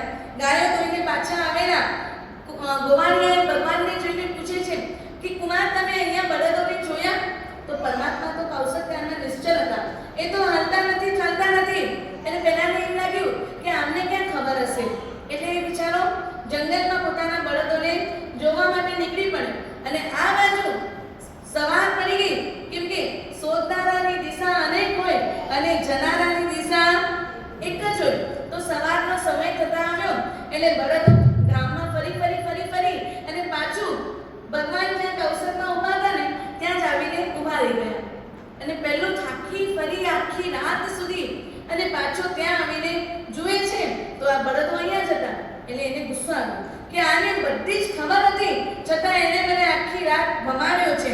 એટલે પરમાત્માને મારવા જાય છે અને ત્યાં જ ઇન્દ્ર આવી અને ગોવાળિયાને શિક્ષા કરે છે. ઇન્દ્રને અવધિજ્ઞાનનો ઉપયોગથી ખ્યાલ આવ્યો. ઇન્દ્ર આવી અને ગોવાળિયાને શિક્ષા કરે છે અને પ્રભુને કહે છે, પ્રભુ 12 વર્ષ સુધી આપના ઉપર ઘણા ઉપસર્ગો આવવાના છે. આપની સેવા માટે હું આપની સાથે રહું એવી આપ મને અનુમતિ આપો. ઇન્દ્ર મરણાંત કષ્ટ ટાળવા માટે પ્રભુએ અનુમતિ આપી નહીં. તેથી ઇન્દ્ર મરણાંત કષ્ટ ટાળવા માટે પ્રભુની માસીનો પુત્ર સિદ્ધાર્થ જે વ્યંતર થયો હતો એને આદેશ આપીને પોતે સ્વર્ગમાં ગયા. સવારમાં પ્રભુ કોલાક સન્નિવેશમાં ગયા. તેમ પ્રભુનું પહેલું પારણું ક્યાં થયું? કોના ઘરે? ભગવાન કેને ઘરે આવ્યા પહેલું પારણું? ચંદનમાલા બ્રાહ્મણની ઘરે. પહેલું પારણું બ્રાહ્મણની ઘરે કે પરમાત્માના જીવનનો એક અજબ કિસ્સા છે. મરીચીના ભાવથી જે બ્રાહ્મણના કુલની જે ગણતરી ચાલી, પરમાત્માનો ચ્યવન કલ્યાણક બ્રાહ્મણના કુલમાં પરમાત્માનું પહેલું પારણું બ્રાહ્મણને ત્યાં. પરમાત્માના પહેલા શિષ્ય કોણ? બ્રાહ્મણ. આગળ આવશે વાત. પરમાત્માનું પહેલું પારણું બહુલ બ્રાહ્મણને ત્યાં થયું. અને પરમાત્માએ પહેલું પારણું શેનાથી કર્યું?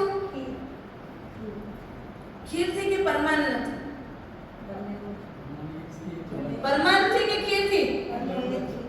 કોઈ બોલજો એટલું કીધું કે ખીર જો અહીંયા સુધી પરમાનને ખાધા ને અજયમાં નારે પરમાનને પૂછો અવાજ શૈલેષ બા તને આને છટપાણી માં પરમાન કરાયું કો નવી વાનગી જી હસી પહેલી વખત આને સાઉથ માં એન્ટ્રી ક્યો ત્યારે પહેલી ટીકોર ખણી આયા ભૂગી ભૂગી તો દીપા પરમાન એટલે ભગવાન 23 24 તીર્થંકરમાંથી 23 પરમાત્માનું પારણું પરમાન નથી થયું છે માત્ર એક જ ભગવાનનું પારણું ખીરથી થયું ઋષભદેવ પરમાત્માનું પારણું ઉષ્ટ્ય રસથી થયું બરાબર શેરડીના રસથી અને બાકીના 23 પરમાત્માએ ખીર પરમાન નથી પારણું કર્યું અને આપણને એ વસ્તુ નથી ખબર એ તાણે બોલી પડ્યા પરમાન્ન એટલે ખીર પરમ અન્ન ખીરને એટલી મોટી ઉપમા આપવામાં આવી છે પરમાન્નનો મતલબ ખીર ખાધા હે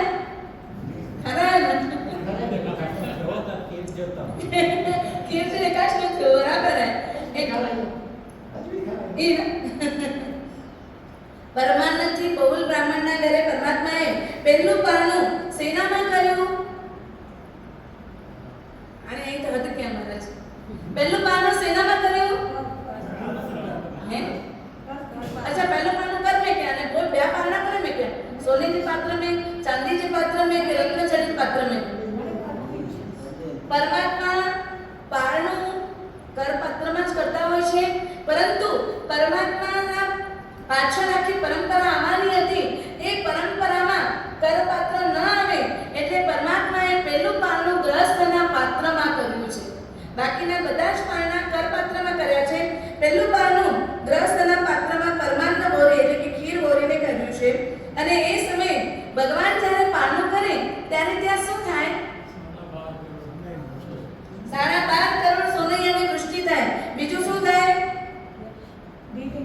5 દિવ્ય પ્રગટ થાય બરાબર હે પહેલું દુંદુબીના વસ્ત્ર વૃષ્ટિ પુષ્પ વૃષ્ટિ સુગંધી જલની વૃષ્ટિ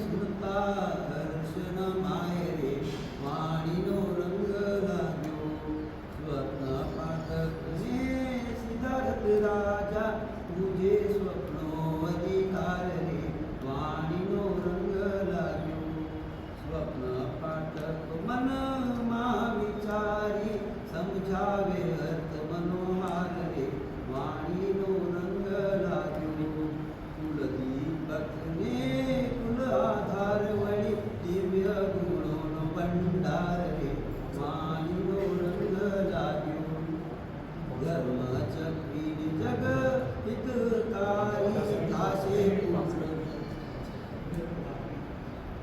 રત્ન રે વાણીનો રંગ લાગ્યો સ્વપ્ન પાઠકને નરપતિ આપે સુવર્ણ દ્રવ્ય ગણુસાર રે વાણીનો રંગ લાગ્યો માતુ ભક્તિ વીર વિગુએ સ્થિર કર્યો નિજ અંગ રે વાણીનો રંગ લાગ્યો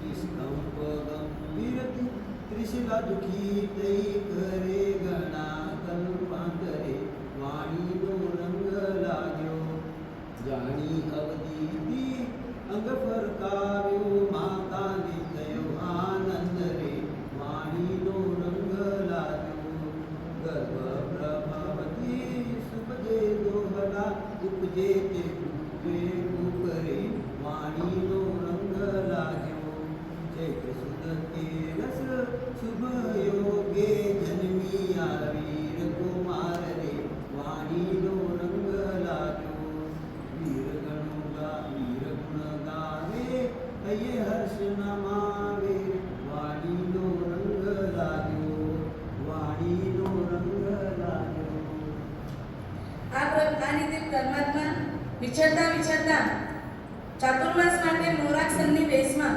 સુલપાણી યક્ષના મંદિરમાં રહ્યા આ વખતે સુલપાણી યક્ષની કથા અહીંયા પૂર્વ ભાવમાં ધનદેવ નામના વાણિયાએ બળદ હતો અને એ ધનદેવ 500 ગાડા કરીને નદી ઉતરી રહ્યા હતા એ વખતે ત્યાં એક બળદ જે એમનો હતો એ બહુ પાવરફુલ હતો નદીમાં પાણી કાદવમાં કૂદી જવાથી તે એક બળદે 500 ગાડાઓને બહાર કાઢ્યા અને છેલ્લે પોતાના શરીરના બધા સાંધાઓ શિથિલ થઈ ગયા એટલે એ હાલમાં ચાલવા માટે અશક્ત ધનદેવે ત્યારે લોકોને ગામવાળાઓને વિનંતી કરી કે તમે આ મારા બળદની આવત જીવત બરાબર સાચવજો, એ બળદ સારી રીતે સચવાય એટલે પૂરતું ધન વગેરે એની પ્રબંધ કરી અને ધનદેવ તો આગળ નીકળી ગયો. પણ ગામ લોકોએ પૈસા લઈ લીધા અને પાછળથી પેલા બળદને ધ્યાન રાખ્યું નહીં એટલે આર્તધ્યાનમાં પીડામાં ગ્રસ્ત અને ત્રસ્ત થયેલો આર્તધ્યાનથી વ્યસ્ત થયેલો એવો તે બળદ મરીને સુલપાણી નામનો યક્ષ થયો અને એને ખબર પડી કે ગામવાળાએ મારી સાથે ઘણું દુષ્ટ કર્યું છે એટલે એ લોકોને પીડવા લાગ્યો અને ત્રાસ દેવા લાગ્યો. એટલે લોકોએ એ યક્ષની સાથે આખું નગર ના લોકો મરી જવા લાગ્યા. આખા નગરમાં માત્ર હાડકાઓ જ દેખાતા હતા એટલે ગામનું નામ જ અસ્તિક ગ્રામ પડી ગયું. લોકોએ એ યક્ષની આરાધના કરી અને એ યક્ષે કીધું કે તમે મારું અહીંયા મંદિર બનાવો. એટલે બચેલા લોકોએ ત્યાં મંદિર બનાવી સુલપાણી યક્ષની મૂર્તિની સ્થાપના કરી તેની પૂજા કરવા લાગ્યા એટલે મરકીનો રોગ મટી ગયો. આ સુલપાણી યક્ષને પ્રતિબોધવા માટે પરમાત્માએ અહીંયા ચાતુર્માસ કર્યો. લોકોએ પ્રભુને ના માની છતાં પણ પ્રભુ ત્યાં જ રહ્યા. એ યક્ષે પરમાત્માને ઘણા બધા જાતના ઉપસર્ગ કર્યા અને છેવટે પરમાત્માથી તે પ્રતિબોધ પામ્યો. સિદ્ધાર્થ મૈત્રે કહ્યું કે અરે દુષ્ટ પાપી, તે ઘણું દુષ્ટ કાર્ય કર્યું છે, પરમાત્માની આસક્તા કરી છે, ઇન્દ્ર જાણશે તો તારા સ્થાનનો પણ નાશ કરશે. એટલે સુલપાણીએ એને માફી માંગી અને પરમાત્માની સમક્ષ ભક્તિ નૃત્ય કરવા લાગી. તો લોકોને થયું કે સુલપાણીએ ભગવાનને પણ મારી નાખ્યા છે, એને એ રીતે અત્યારે નૃત્યગાન કરે છે. રાત્રે લગભગ 4 પહોર સુધી સહન કરેલા ભયંકર ઉપસર્ગોથી પાછલી રાતના છેલ્લા પહોરના અંતે કૌશિકમાં જ ક્ષણવાર પરમાત્માને નિદ્રા આવી અને આ પરમાત્માનો સારા 12 વર્ષમાં આટલો જ માત્ર ઊભા ઊંઘ કરી એટલો જ માત્ર પ્રમાદ કાળ થયો છે. બાકી સાડા 12 વર્ષ સુધી પરમાત્મા અપ્રમત્ત રહ્યા છે. પરમાત્માએ 10 સ્વપ્ન જોયા. સવારમાં લોકો ભેગા થયા ત્યારે તેમાં અષ્ટાંગ નિમિત્તના જાણ ઉત્પન્ન અને ઇન્દ્ર શર્મા નામના 2 નિમિત્યાઓ પણ ત્યાં હતા. પ્રભુને દિવ્ય ગંધ ચૂર્ણ પુષ્પથી પૂજિત થયેલા જાણી હર્ષથી પ્રણામ કરીને તેમણે કહ્યું કે આપણે રાત્રિના અંતે જે 10 સ્વપ્ન જોયા છે તેનું ફળ આપ તો જાણો છો, છતાં હું કહું છું. પ્રથમ સ્વપ્નમાં આપણે કાળ જેવા ઊંચા પિશાચને માર્યો, તેથી આપ થોડા વખતમાં મોહને કર્મનો ક્ષય કરશો. બીજા સ્વપ્નમાં શ્વેત પક્ષી આપની સેવા કરતો જોયું એટલે આપને શુક્લ ધ્યાન ધારણ કરશો. ત્રીજા સ્વપ્નમાં આપની સેવા કરતા વિચિત્ર કોયલ પક્ષીને જોયું તેથી આપ દ્વાદશૈલીની પ્રરૂપના કરશો. ચોથા સ્વપ્નમાં આપની સેવા કરતો ગાયોનો સ્વર્ગનાએ જોયો તેથી સાધુ સાધ્વી શાવક શાવિકાનું ચતુર્વિધ સંઘની સ્થાપના કરશો. પાંચમા સ્વપ્નમાં આપણે સમુદ્ર તર્યો તેથી આપ સંસાર સમુદ્ર તરી જશો. છઠ્ઠા સ્વપ્નમાં આપણે ઉગતો સૂર્ય જોયો તેથી આપને થોડા સમયમાં કેવલ જ્ઞાન પ્રાપ્ત થશે.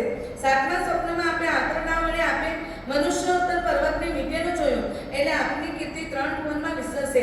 આઠમા સ્વપ્નમાં આપ મેરુ પર્વતના શિખર ઉપર ચડ્યા તેથી આપ સમગ્ર શરણમાં સિંહાસન ઉપર બેસીને દેવ મનુષ્ય આદિની સભામાં ધર્મ પ્રરૂપશો. નવમા સ્વપ્નમાં આપણે દેવોથી શોભી રહેલ પદ્મ સરોવર લીધું તેથી ભવનપતિ વૈદ્ય જ્યોતિષ અને વૈમાનિક 4 પ્રકારના દેવો આપની સેવા કરશે. દસમા સ્વપ્નમાં આપણે જે સુગંધમય 2 પુષ્પોની માળા લીધી તેનું ફળ હું જાણતો નથી એટલે સિદ્ધાર્થ મૈત્રે કહ્યું તેનું ફળ સાધુ ધર્મ અને શ્રાવક ધર્મની પ્રરૂપણા છે. પ્રભુને નમસ્કાર કરીને બધા ત્યાંથી ચાલ્યા ગયા. પ્રભુ ત્યાંથી ચાતુર્માસ પૂર્ણ કરી આગળ મોરાક સન્નિવેશમાં આવીને પરિમાદાન કરીને રહેવા લાગ્યા. ત્યાર પછી પરમાત્મા કનકકર નામના તાપસના આશ્રમમાં ચંદ્ર કૌશિકને પ્રતિબોધ પમાડવા માટે ગયા. આ ચંદ્ર કૌશિક પૂર્વ ત્રીજા ભાવમાં મહાતપસ્વી સાધુ હતા. પારણાના દિવસે ક્યારેક ગોચરી જતા હતા અને એમના ગોચરી જતા વખતે એમના પગ નીચે એક દેડકી આવી ગઈ, એનું મૃત્યુ થયું. સાથે રહેલા બાલમુનિએ તે મુનિને યાદ કરાવ્યું કે તમે પ્રાયશ્ચિત લીધું. અમે પ્રાયશ્ચિત તરત લઈ લેતા હોઈએ અને સાંજે પ્રતિક્રમણથી પૂર્વે પણ ગુરુને કહીને આ પ્રાયશ્ચિત લેતા હોઈએ. પણ પેલા બાલમુનિ વારે ઘડી કહેવા લાગે ને એટલે આ મુનિને ગુસ્સો આવી ગયો, નથી લેવું, જા શું કરશો? અને રાતના એ મુનિને મારવા માટે નીકળે છે એટલે મારવા દોડ્યા. વચ્ચે થામ ન આવ્યો એટલે અથડાઈને પડી ગયા, મૃત્યુ થયું. પણ સાધુપણું એટલું સરસ પાડ્યું હતું એટલે મૃત્યુ પામીને કનકકર નામના તાપસના આશ્રમમાં તાપસ તરીકે તાપસી દીક્ષા ગ્રહણ કરી અને 500 તાપસનો અધિપતિ એવો ચંદ્ર કૌશિક નામે તાપસનો અગ્રણી થયો. ત્યાં પણ પોતાના આશ્રમના વૃક્ષો પહેલા ઉપર લટકતા ફળો કોઈને લેવા ન દો. એક વખત એ ફળોને લેવા બાળકો આવે. હવે આ માનવ સેના એ ફળોને લઈને એને જો અમે લઈ લીધા એટલું ચીડવે છે. એટલે તાપસને ઓર ગુસ્સો આવ્યો. આપણે અત્યારે ગુસ્સાને કંટ્રોલ ન કરીએ તો એ પણ મલ્ટીપ્લાય થઈને બીજા ભાવમાં આવે. મુનિના ભાવમાં એમણે કંટ્રોલ નહીં કર્યું એટલે બીજા ભાવમાં અધિક ગુસ્સો આવ્યો અને આ બાળકોની પાછળ મારવા દોડે છે. દોડતા બાળકો તો વાનર છે, ઉપા કરતા ગળેકમાં ઝાડ ઉપર ચડે છે અને ગળેકમાં થેપલા લે છે. આ તો દોડે જ છે. એમને ખ્યાલ નહીં આવ્યો. દોડતા એક કૂવામાં પડી ગયા અને ત્યાં એમનું મૃત્યુ થયું. પણ એ મૃત્યુ વખતે ગુસ્સો ચરમ સીમા ઉપર હતો. એના કારણે એમના મૃત્યુના પ્રભાવે એ મૃત્યુ પામીને સીધો ચંડ કૌશિક નાગ તરીકે થયા. વિચાર કરજો, આટલો સુંદર મનુષ્ય ભાવ એક કસાયના કારણે ક્યાં ગયો? ચંડ કૌશિક નાગ એટલે જેની આંખમાં પણ વિષ, દ્રષ્ટિ વિષ સાપની આ જાતિમાં આવે. જેના ઉપર નજર કરે બધું બળીને ભસ્મ થઈ જાય. એ જે વનમાં હતા ને એ વનમાં એક વૃક્ષનો એક પત્તો પણ એક ડાળી પણ કાંઈ જતી નહીં, બધું બળીને ખાક થયું. લોકો ત્યાંથી પસાર નતા થતા. પ્રભુ ત્યાંથી પસાર થવા લાગ્યા તો લોકો કહે છે ના જશો એ વસની વાટે, ત્યાં ચંડ કૌશિક નામે નાગ વસે છે. પરમાત્મા ત્યાં ગયા એટલે પરમાત્માને જોઈને અને વિચાર આવ્યો કે આને મારા એટલો બધો અભિમાન, હમણાં જ એનો અભિમાન ઉતારી દો. પરમાત્માને ડંખે છે અંગૂઠામાં અને પછી આટલી મોટી વિશાળકાય મારા પર પડશે તો મારું મૃત્યુ ન થઈ જાય એટલે પાછું ખસકે છે. પણ પરમાત્મા તો નિશ્ચલ રહ્યા અને પરમાત્માને જ્યારે ડંખ લગાવે છે ને તો પરમાત્માના શરીરમાંથી વહેતી લોહી એટલે દૂધ જેવી હોય તો એ દૂધની ધારા બોલ્યા છે ને કાલની ભાવનાનું બોલ્યા છે દૂધની જોઈ દે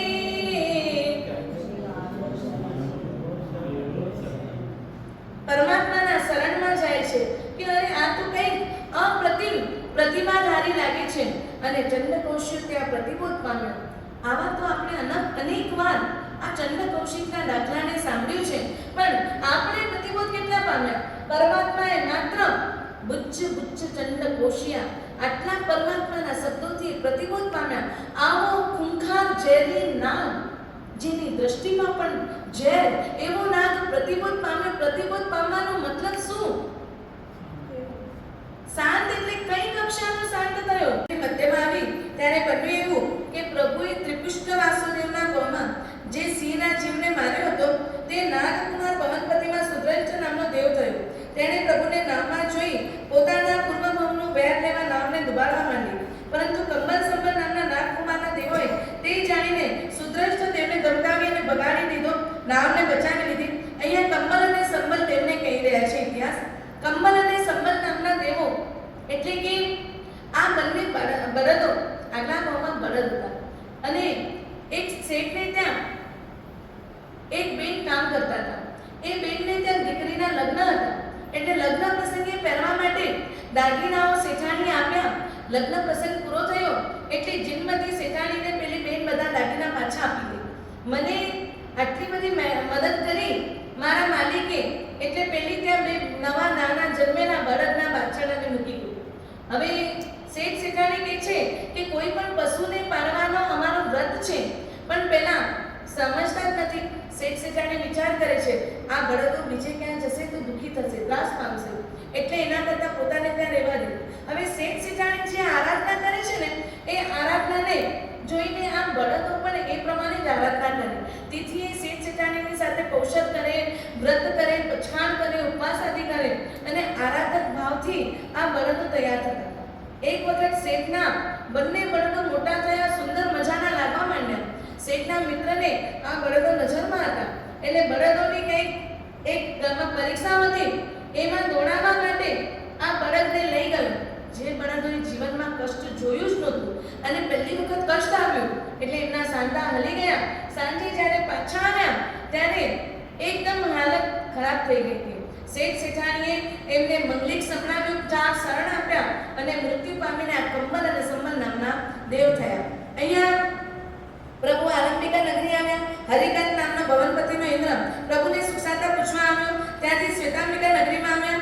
હરિસિંહ નામે ભવનપતિનો ઇન્દ્ર પ્રભુને સુખસાતા પૂછવા આવ્યો. આ રીતે જ્યારે પ્રભુનો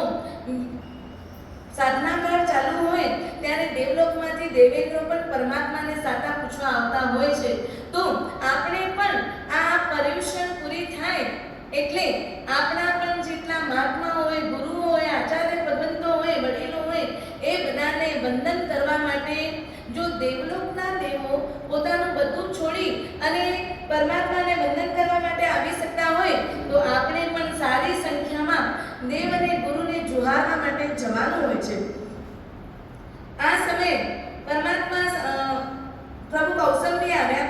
ત્યાં સતાનિક નામનો રાજા હતો, મૃગાવતી રાણી હતી અને ત્યાં પ્રભુએ એવો અભિગ્રહ કર્યો કે દ્રવ્યથી સુપડાના ખૂણામાં રહેલા અડદના બાકુલા, ક્ષેત્રથી વોરાવ નામનો એક પગ ઉમરાની અંદર અને એક પગ બહાર હોય, કાલથી સર્વ ભિક્ષાચરો ભિક્ષાની નિવૃત્ત થયા હોય, ભાવથી વોરાવનારી રાજપુત્રી હોય, દાસીપણાને પામેલ હોય, મસ્તક કુંડાવેલ હોય, પગમાં બેડી હોય, રુદન કરતી હોય, અઠમ તપવારી હોય, કુંવારી સ્ત્રી હોય તો જ મોરવું, નહીં તો ઉપવાસી રહેવું.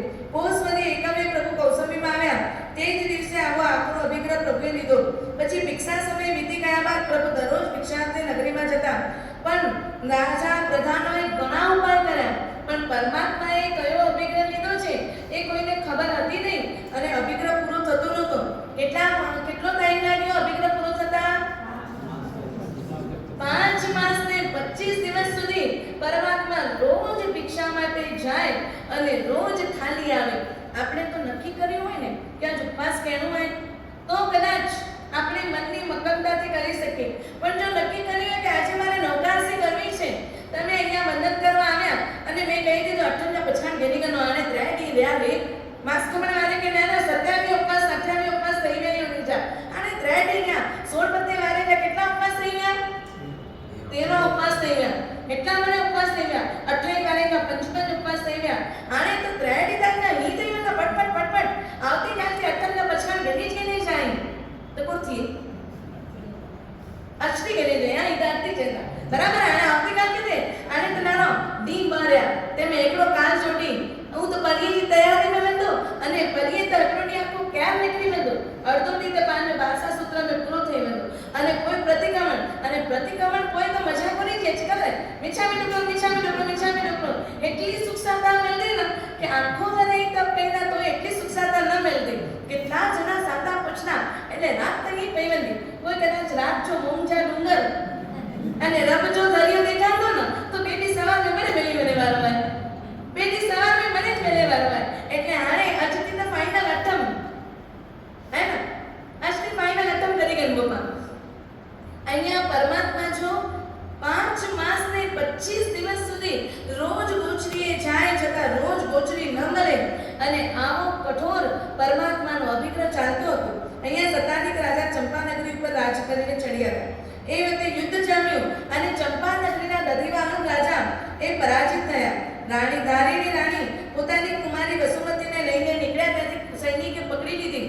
સૈનિકે રસ્તામાં ધારીની રાણીને ખ્યાલ આવ્યો કે સૈનિકની દાનત બગડી ગઈ છે એટલે પોતે અંગૂઠીમાં વિષ હતું એ પીને પોતાનો ત્યાં આયુષ્ય પૂર્ણ કર્યું.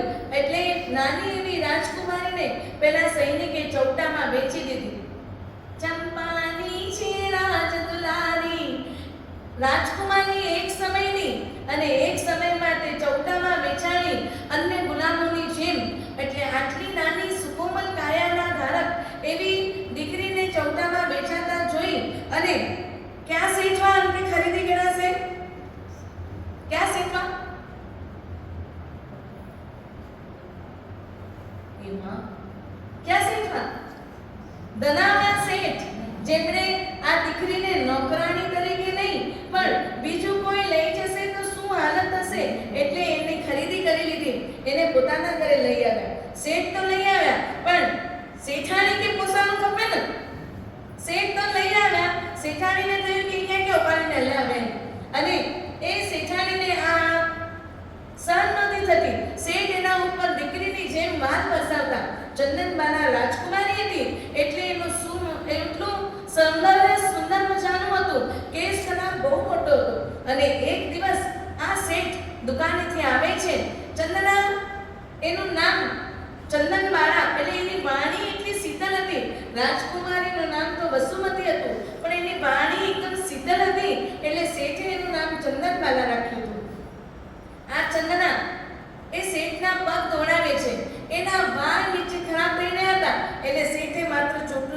કરીને સાઈડમાં રાખ્યો. શેઠાણીએ જોઈ લીધું. મૂળા શેઠાણીને મનમાં કંઈક વિચાર ચાલ્યા. એને થયું કે આ છોકરી જો અહીંયા વધુ રહેશે તો શેઠ એને મારી જગ્યા આપી દેશે. આપણી વિચારધારાઓ ક્યાંથી ક્યાં જતી હોય છે અને આપણે અશુભ વિચારી અને અશુભની આપત્તિને એંધાણ આપી રહ્યા હોઈએ છીએ. કેમ કોઈના માટે નેગેટિવ વિચારો? જેટલું નેગેટિવ વિચારો એટલી નેગેટિવિટી આપણી પાસે જ આવે છે. તો જો જીવનમાં સુખી થવું હોય, સારું જોઈતું હોય તો પોઝિટિવ વિચારો, પોઝિટિવ બોલો અને પોઝિટિવ રહો તો બધું જ સારું થઈ જશે.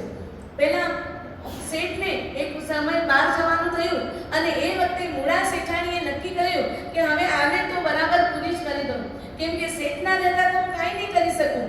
એટલે એના વારે મને નુકસાન કર્યું છે. માથે મુંડન કરાવ્યું, હાથ પગમાં બેડી નાખી દીધી અને એને અંડરગ્રાઉન્ડ બોયરામાં મોકલી દીધી અને શેઠાણી પોતે પોતાના પિયર ચાલ્યા ગયા. 1 દિવસ, 2 દિવસ, 3 દિવસ વીતી ગયા. શેઠ ઘરે પાછા આવે છે તો ટંકા કરતો ચંદાનો અવાજ નહીં દેખાણો. એટલે આખા ઘરમાં ફરી વળ્યા અને જ્યાં નીચે જુએ છે તો માથે મુંડન, પગમાં બેડી, ચંદનમાળા એમને બેઠી હતી. શેઠ તરત ચંદનમાળાને પૂછ્યા શું? 3 દિવસના એના ઉપવાસ થઈ ગયા હતા. ઘરમાં બીજું કંઈ ન દેખાતા. એક સુપડામાં અડદના બાકુડા આપીને એને કહે છે તું પહેલા પારણું કર, હમણાં જ હું આ બેડી તોડવા વાળાને લઈને આવું છું. શેઠ બેડી તોડવા વાળાને લઈને ગયા. દરવાજામાં બેસેલી કઈ ચંદા વિચાર કરે છે 3 દિવસના ઉપવાસ થયા. કોઈકના પાત્રમાં આપીને પછી ખાઉં અને આવો વિચાર કે મારા ઉપવાસ થઈ ગયા છે તો પહેલા દાન કરું પછી હું મારું છું. અને આ દાનના વિચાર માટે એ ઉમરામાં ઊભી છે અને ત્યાંથી પરમાત્મા પસાર થઈ રહ્યા છે. એટલે પેલીને હર્ષ આવી ગયો. ઓહો, મને કેટલો અદ્ભુત લાભ! બધી જ શરતો પૂરી થઈ રહી હતી. પણ કઈ શરત અધૂરી હતી? આંખે આંસુ નહોતા, કેમ કે એને હર્ષ થયો મારા પરમાત્માને બોલાવવાનો લાભ. પરમાત્મા ત્યાંથી પાછા ગયા અને પરમાત્માને પાછા જતા જોઈ ધ્રુસકે ચંદનમાળા રાડી પડી અને પરમાત્મા પાછા આવે છે. ત્યાં પારણું થાય છે, અહોદાનવની ઘોષણા થઈ અને સતાનિક રાજાએ મૃગાવતી રાણી ત્યાં આવ્યા છે. સતાનિક રાજાએ સોનૈયાની વૃષ્ટિનું ધન લેવા માંડ્યું. પગે મુંડન, માથે મોટા કેસ કલાપ થયો, બેડીઓ બધી તૂટી ગઈ અને ચંદનમાળા સુંદર મજાના સ્વરૂપને ધારણ કરવા વાળી થઈ ગઈ. ત્યારે ધનામાં શેઠને ઇન્દ્ર મહારાજે આવીને કહ્યું કે આ બધું ચંદનમાળાનું થશે અને ચંદનમાળાએ કીધું કે આ ધનામાં શેઠે મને સાચવી છે એટલે આ બધું જ ધન ધનામાં શેઠનું થશે. અને આ ચંદનમાળા ઇન્દ્રએ કહ્યું કે આ ચંદનમાળા વીર પ્રભુના પ્રથમ શિષ્ય થશે. સતાનિક રાજાને મૃગાવતી ચંદનમાળાને પોતાના મહેલમાં આદરપૂર્વક લઈ ગયા. પરમાત્માનું અહીંયા પારણું થયું. પરમાત્મા ઝુંબિકા ગામે આવ્યા. ત્યાં સૌદન મિત્રે પરમાત્માને ભક્તિથી વંદન કરી નૃત્ય કર્યું. પરમાત્મા સન્માની ગામે આવી બહાર પ્રતિમાધારી ઊભા રહ્યા. ત્યારે ગોવા પાછું પોતાના બળદો મૂકીને ગયો અને બળદો ન જોવાથી તે પરમાત્મા ઉપર ગુસ્સે ભરાયો. પરમાત્મા કંઈ જવાબ નથી આપતા એટલે પરમાત્માના બંને કાનમાં ખીલા ખોસે છે. એવી રીતે હાથોડાથી ઠોકી દીધા કે બંને બાજુથી કાનમાં ગયેલા તે ખીલાની અણીઓ એકબીજાને અડી રહી છે. કલ્પના કરી શકીએ કે કાનમાં ખીલા કઈ રીતે ઠોક્યા? એટલા ઊંડા કે બંને અણીઓ એકબીજાને અડી રહી છે અને બહારથી જે ખીલાનો દેખાતો ભાગ હતો એ બધું કાપી નાખ્યો. એટલે કોઈને ખબર બી ન પડે. પરમાત્મા નિશ્ચલ બનીને એક પણ જવાબ આપ્યા વિના શાંતિથી આ ઉપસર્ગને સહન કરે છે. ત્યાંથી પ્રભુ મધ્યમાં પાપા નગરી આવ્યા. ત્યાં સિદ્ધાર્થ વણિકના ઘરે ગયા અને વણિકના ઘરે મિત્ર ખરક વૈદ્ય બેઠા હતા. એમને ખ્યાલ આવ્યો કે પરમાત્મા બોલતા નથી પણ પરમાત્માના શરીરમાં ક્યાંક તો કંઈક રોગ છે અને એ પરમાત્માને વણિકને સાથે લઈને જ્યાં પ્રભુ કૌશક ધ્યાને હતા ત્યાં આવે છે અને કાનમાં સલ્લે જાણ્યું સાણસીથી પેલા બંને ખિલ્લાઓ ખેંચીને કાઢે છે અને એ વખતે પરમાત્માના મોઢામાંથી એક તીક્ષ્ણ ચીસ પડી ગઈ જેના કારણે ત્યાં રહેલી શિલા ફાટી અને આજે પણ એ રાજસ્થાનમાં ગામ બ્રાહ્મણવાળા એ આજે પણ ત્યાં એ શિલા એમને પડી છે બ્રાહ્મણવાળામાં. પ્રભુની સંભળાવણી ઔષધિથી સારા કરી વૈદ્ય અને સિદ્ધાર્થ વણિક વંદન કરી પોતાના સ્થાને ગયા. અનુક્રમે મરણ પામ્યા બાદ દેવલોકમાં દેવ થયો. દેવ થયા, ગોવાળીઓ બનીને સાતમી નરકમાં ગયો. પ્રભુના ઉપસર્ગોની શરૂઆત અને સમાપ્તિ ગોવાળિયાથી જ થઈ. પ્રભુને થયેલ ઉપસર્ગોમાં કટપુટના મંત્રીએ સિદ્ધોપસર્ગ કરેલ તે જગન્યમાં ઉત્કૃષ્ટ ઉપસર્ગ જાણવો. સંગમ દેવીએ પરમાત્માને માથામાં મારેલ કાલચક્રનો ઉપસર્ગ મધ્યમમાં ઉત્કૃષ્ટ જાણવો. કાનમાંથી ખીલા ખેંચવાનો ઉપસર્ગ ઉત્કૃષ્ટમાં ઉત્કૃષ્ટ. આ બધા ઉપસર્ગોને વીર પ્રભુ શાંતિથી, સમતાથી, નિશ્ચલથી સહન કરતા રહ્યા. પ્રભુ અણગાર થયા અને પ્રભુ સમિતિ ડાલીને રહ્યા, સોનાદીપની ગાંઠ વિનાના રહ્યા. આ રીતે પ્રભુ 4 માસ સિવાય 8 માસ સુધી વિચરતા જ રહ્યા. ગામમાં 1 અને નગરમાં 5 લાખથી પ્રભુ વધારે રહેતા નહીં. એમાં અનંત ગુણોને વિકસાવતા શ્રમણ ભગવાન શ્રી મહાવીર દેવ અનુપમ નામ, અનુપમ દર્શન, અનુપમ ચારિત્રમ અને અનુપમ એવા સત્ય, સંયમ તથા તપના આચરણ વડે 12 વર્ષ સુધી વિતાવે છે. છદ્મસ્તપણામાં 12.5 વર્ષમાં પ્રભુએ જે તપ કરેલ તે કહે છે. પરમાત્માએ એક 6 માસી 5 દિવસ ઓછા, એક 9 ચોમાસી, 2 3 માસી, 2 અઢી માસી, 6 માસી, 6 2 માસી, 2 દોઢ માસી, 12 માસક છમણ, 72 પક્ષ છમણ, 12 અઠમ, 229 છઠ, એક ભદ્ર પ્રતિમા, એક મહાભદ્ર પ્રતિમા, એક સર્વતોભદ્ર પ્રતિમા. એટલે ભગવાને તપના દિવસોના વર્ષ 11.5 અને 25 દિવસ થયા. 12.5 વર્ષમાં પારણા કેટલા દિવસના? 349 દિવસ માત્ર પારણાના. 12.5 વર્ષ એટલે 4514 દિવસ. 4514 દિવસમાં પારણા કેટલા? 349 એટલે 349 4514 દિવસમાંથી માત્ર 349 દિવસ પારણા. અને એ પણ પારણા આપણી જેવા નહીં કે સવારમાં ઉઠીને પારણું થાય એટલે શીરો તો ખપે, અને પારણું કોઈ કાલ ઉપવાસ તો શીરો તો ખપે, મોંઘું પાણી ને રબ બી ખપે, બરાબર હે ને? તે વખતે પારણું થઈએ કોઈ લીંબુ પાણી બી ખપે ને, અને કાલ સકર ન વેવી આખો ડીમે.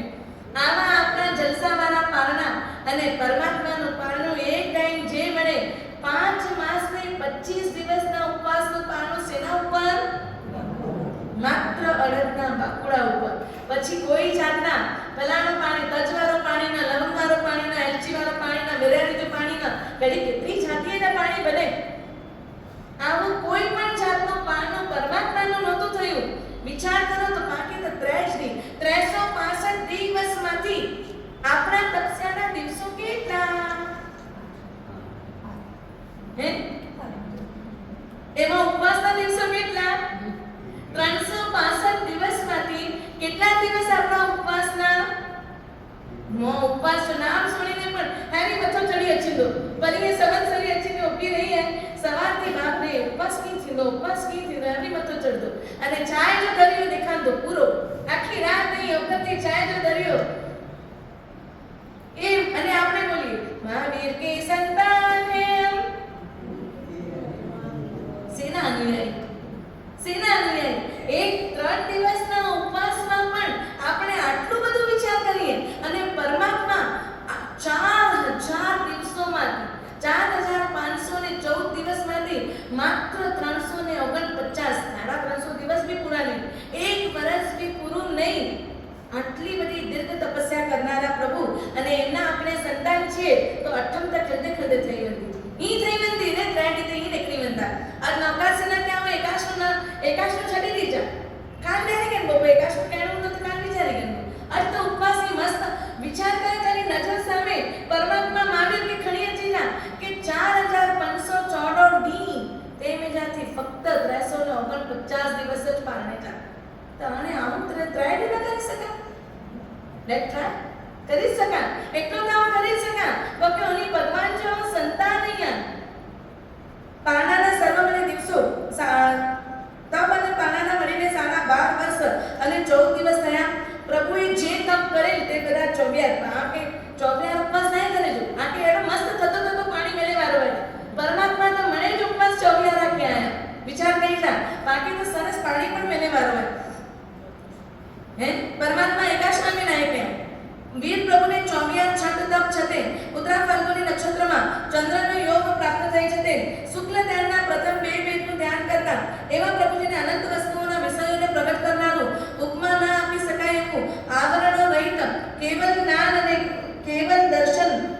થયું છે.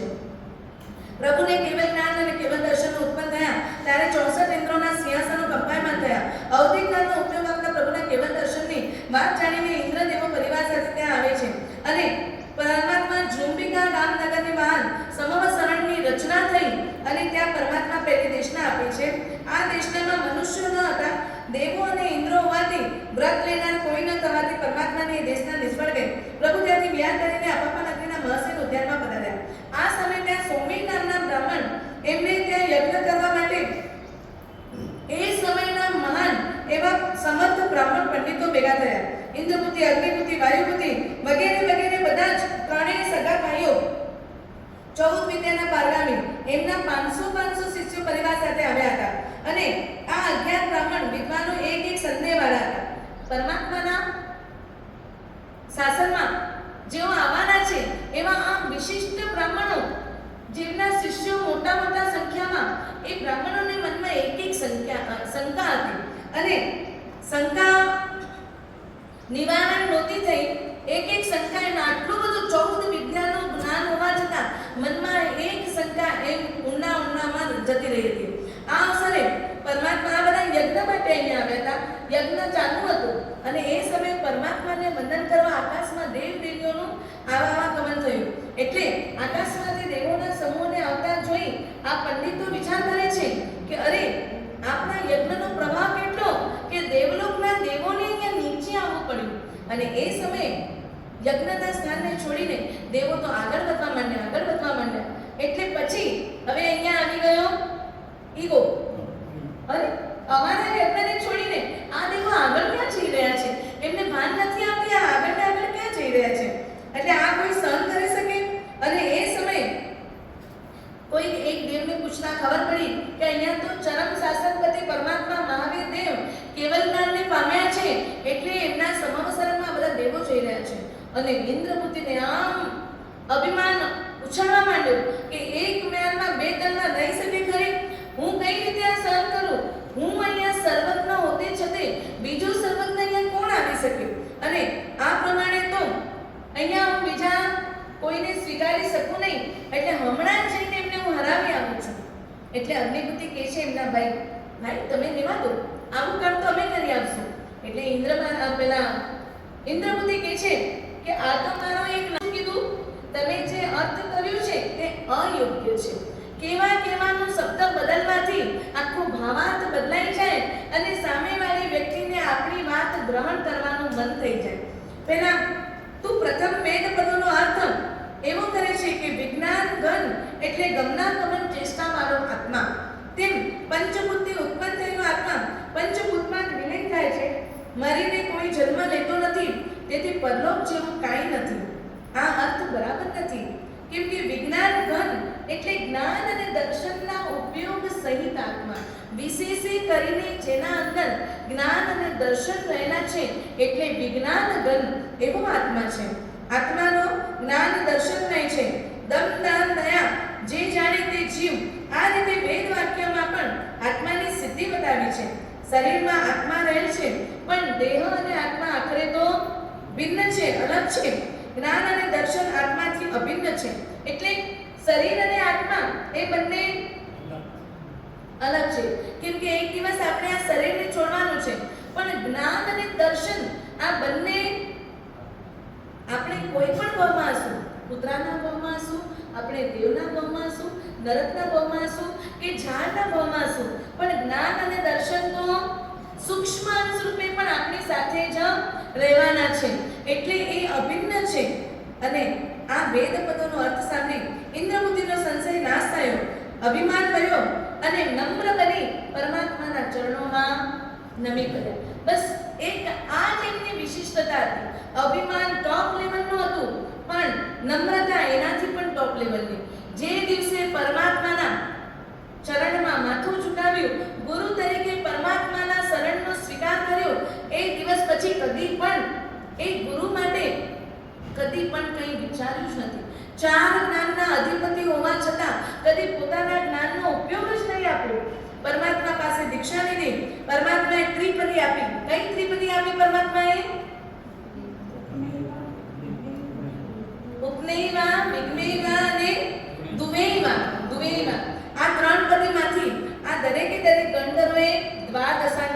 રચના કરી. હવે ઇન્દ્રપુત્રીને ગઈ ઘણી વારથી એ પાછા નહીં આવ્યા એટલે અગ્નિપુત્રીને થયું કે આ બહુ દુદારો જબરજસ્ત છે, મારા ભાઈ જેવા ભાઈને એને મૂંઝવી નાખ્યો છે, હમણાં જઈને મારા ભાઈને પાછો લઈ આવો.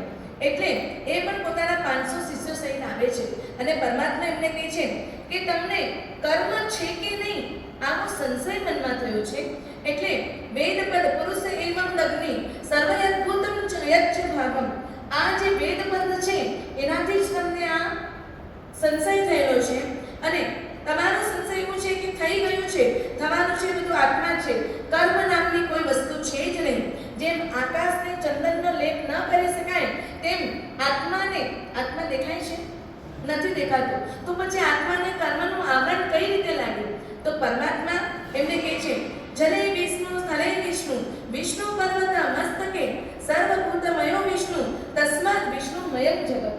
અહીંયા વિષ્ણુની મહત્તા બતાવી છે.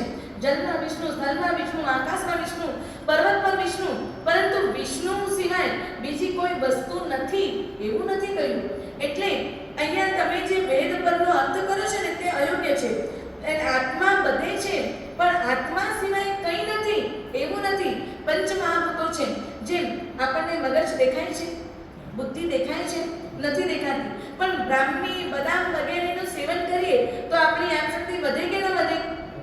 એ રીતે આત્મા દેખાતો નથી પણ કર્મ તો આત્માને જોડાય જ છે અને આ કર્મનો ફળ પણ દેખાય જ છે. કર્મ વિના કોઈક સુખી કોઈક દુખી, આ કઈ રીતે શક્ય છે? કર્મ નામ જેવી કોઈ વસ્તુ છે એટલે એક રાજા છે, એક રંગ છે, એક ગરીબ છે, એક ભિખારી છે, એક તવંગર છે, આ બધા જ નિમિત્તો કર્મનો પ્રભાવ છે. અને પરમાત્માના આવા અમૃતમય વચનોથી એમનો સંશય નાશ પામ્યો અને પરમાત્માના ચરણમાં સમર્પણ આપી દીક્ષા લીધી, ત્રિપદી પામી અને એમને પણ 12 અષાઢીની રચના કરી. ત્રીજા ગણધર વાયુપતિ એ પોતાના 500 શિષ્યો સાથે એમને વિચાર આવ્યો કે ઇન્દ્રપુત્રી અને અગ્નિપુત્રી હજી સુધી નહીં આવ્યા એટલે પહેલા કોઈ મહાન વ્યક્તિત્વ હશે એટલે હું પણ મારા 500 શિષ્યો સાથે ત્યાં જાઉં. એમને શંકા હતી કે શરીર એ જ આત્મા કે આત્મા અને શરીર અલગ અલગ છે. વિજ્ઞાન અને અવૈતમ્ય ભૂતેમ્ય આ વેદ પદોથી એમને આ શંકા થઈ હતી અને એમને પંચભૂતથી જ આત્મા છે એનાથી જુદો આત્મા નથી. ત્યારે પરમાત્મા કહે છે આ અર્થ યોગ્ય નથી. આત્મા અને શરીર બંને અલગ છે. પંચભૂતથી શરીરનું સર્જન થયું છે, આત્માનું નહીં. પંચભૂત એટલે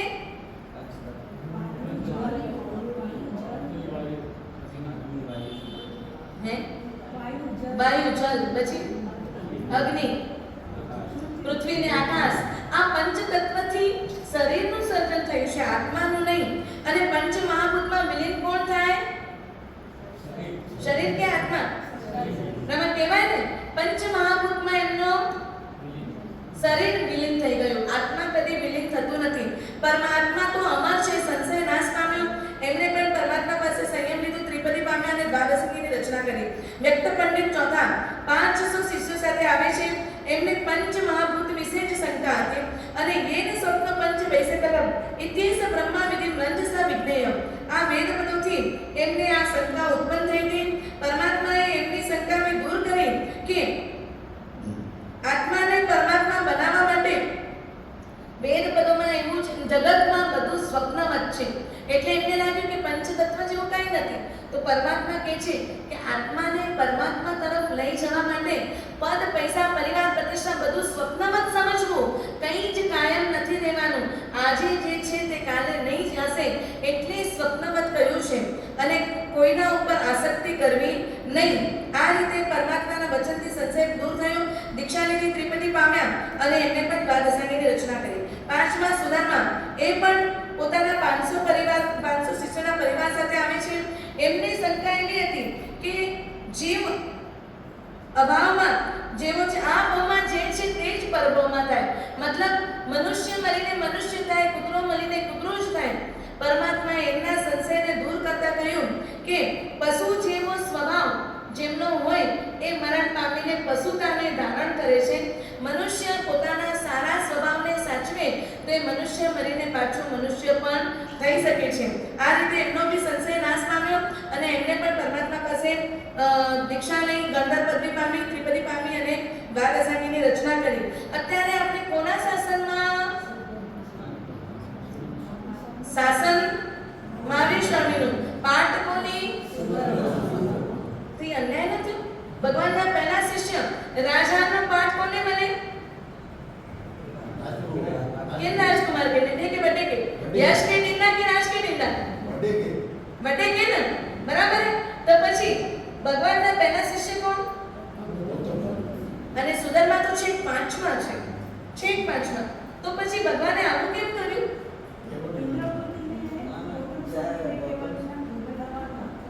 કેવલ જ્ઞાન તો સુદામા સ્વામીને બી થયું છે. કેવલ જ્ઞાન તે શું?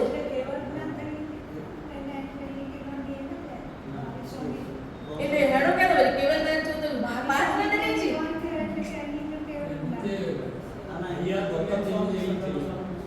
ગૌતમ સ્વામી સુદામા સ્વામી કે સોંપે હે ફાઇનલ પર કહી ફાઇનલ પર કહી પાઠ કોની? આપણા પરમ ઉપકારી સુદામા સ્વામી ગણીએ છીએ અમે. આ પાઠને બેસી સુદામા સ્વામીની પાઠને મસ્તકે આજ્ઞા ચડાવીને બેસીએ. અમારા પરમાત્મા આજે છે ને એમાં પણ સુદામા સ્વામી રાખેલા છે, એમાં પણ સુદામા સ્વામી છે. પરંપરામાં ગૌતમજીના થઈને સુદામા સ્વામીને કી થઈ એટલે કેવળ જ્ઞાન થઈને એટલે શી? હું બરાબર થોડું શું જરા આગળ પૂછ્યા બોલે તા. એકચ્યુઅલી પરમાત્માના નિર્માણમાં ગૌતમ સ્વામીને તરત કેવળ જ્ઞાન થયું. અને કેવળ જ્ઞાની જે હોય એ કદી યોગક્ષેમ, કેમ કે શિષ્યોની ઘડતર માટે એક આંખમાં ભીમ ગુણ જોઈએ, એક આંખમાં કાંત ગુણ જોઈએ.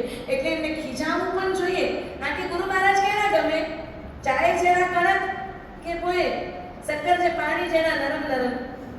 આ કે ખાલી વખાણ કહીએ અહીં બહુ સારો કર્યો હતા આના ગુરુ મહારાજ મયુર કેનો મહારાજ ગમે? ઈ મહારાજ તમારી બાધાઓ ગેતા બેંચે ન કાલથી એની માટે કેના મહારાજ ગમે? મયુર ગરમ હે अच्छा पहला नरम खपे कोई बच्चे उसमें गरम थी तो અહીંયા સુદામા અને ગુરુ પાસે ભીમ, એક આંખમાં ભીમ ગુણ ને બીજા આંખમાં કાંત ગુણ. એટલે ગુસ્સો બી થઈ જાણે અને શાંત બી થઈ જાણે, પ્રેમ ને બહાર વાત્સલ્યથી નવરાવી પણ જાણે અને અવસરે ઠોકી પણ જાણે. તો જેમને કેવલ જ્ઞાન થયું એમને વિતરાગ અવસ્થા આવી ગઈ, એ કંઈ કરવાના નથી. એટલે સુદામા સ્વામીને જે કેવલ જ્ઞાન લાગવું હતું એટલે પાઠ પરંપરાને બીજા બધા જ ગણધર તો પરમાત્માની પહેલા જ મોક્ષમાં ગયા હતા. વાત અહીંયાથી આ બે વચ્ચે જ કેમ રહ્યું? તો કે બીજા બધા જ ગણધરો બીજા, ત્રીજા, ચોથા, સાતમા, છઠ્ઠા, સાતમા, આઠમા, નવમા, દસમા, 11મા આ બધા જ ગણધરો ભગવાન મહાવીરથી પહેલા જ મોક્ષમાં જઈ ચૂક્યા હતા. એટલે રહ્યા આ બે જ હતા. એટલે એને એની બે વચ્ચે જ કોમ્પિટિશન રહી. તો એમાં ગૌતમ સ્વામીને તરત કેવલ જ્ઞાન થવાનું હતું એટલે સુદામા સ્વામીની પાઠ પરંપરા થઈ છે. છઠ્ઠા ગંધર્વ પંડિત એમને 350 શિષ્યો સાથે આવ્યા. આત્માને કર્મથી બંધ અને કર્મથી મુક્તિ છે એ વિષયમાં એમને શંકા હતી. સ એસ વિગુણો વિભુન્ન બદ્ધતે સંસરતિમાં મુચ્યતે મોચયિત્વા. આ પદનો અર્થ કર્મથી સદાને માટે મુક્ત થયેલાનું સ્વરૂપ બતાવ્યું છે. છદ્મસ્ત અવસ્થાવાળા જીવો તો કર્મથી બંધાય પણ છે અને સંસારમાં પરિભ્રમણ પણ કરે છે. સંશય નાશ થયો, સંયમ પામી, ત્રિપદી પામી, દ્વાદશાંગીની રચના કરી. મૌરી પુત્ર એમને દેવોના અસ્તિત્વ વિશે શંકા હતી. 300 શિષ્યો સાથે આવ્યા છે. કો જાનાતે માયાપમાન ગિરવાણોના ઇન્દ્ર યમ વરુણ કુબેર આદિ. આ પદોથી શંકા થઈ હતી. ઇન્દ્ર યમ વરુણ કુબેર આ બધા સ્વપ્નવત માયા છે, એ બધા છે કે નહીં? ત્યારે પરમાત્મા એમને કહે છે કે જો દેવો છે, આ સમોહ શરણમાં બેઠેલા પણ છે અને વેદ પદોમાં પણ કહ્યું છે કે સ એસ યજ્ઞયુતિ યજમાનો અંજસા સ્વર્ગલોકમ ગચ્છતિ. યજ્ઞલોક આ હથિયાર મારો યજમાન વેગથી સ્વર્ગમાં જાય છે. એટલે સ્વર્ગ છે, દેવલોક છે, દેવો છે. વેદ પદોના અર્થ દ્વારા એમને શાંત કર્યા છે, સંશય દૂર થયો અને એમણે પણ કહ્યું કે દેવો કાયમ નથી. તમે જે વેદ પદનો અર્થ કર્યો તે અયોગ્ય કર્યો છે. વેદ દેવ પણ કાયમ નથી. આજે જે દિવ્ય સુખો દેવ ભોગવી રહ્યા છે આવતીકાલે એમને પણ બીજી ગતિમાં જવાનું થશે. આઠમા અકંપિત પંડિત નારકી નથી એવી એમના મનમાં શંકા હતી. ન હવે પ્રતિ નરકે નારકા સંતિ. આનો અર્થ અયોગ્ય હતો. એમને એવો અર્થ કર્યો હતો કે જીવ કરીને નરક જેવું કંઈ છે ને, નરકમાં જતા જ નથી. પરલોકમાં નરક જેવું કાંઈ નથી. ત્યારે પરમાત્માએ વેદ પદ કહ્યું, નારદો વહી એ સમજાય તે યહ શુદ્રના મન મસ્નતિ. આ વેદ પદનો અર્થ શું? જે બ્રાહ્મણ શુદ્ર લોકોનું અન્ન ખાય છે તે નરકમાં જાય છે. જો વેદ પદ અહીંયા નરક બતાવે છે એનું મતલબ નરક તો છે જ. જીવ જેવા કર્મ કરે એ પ્રમાણે એની ગતિ થાય છે. પણ નરક ગતિ પણ શાશ્વત નથી. આજે નરકમાં છે, આવતીકાલે ત્યાંથી પણ બીજી ગતિમાં ટ્રાન્સફર થઈ શકાય છે. આયુ પૂર્ણ થાય ભાવ બદલાય છે.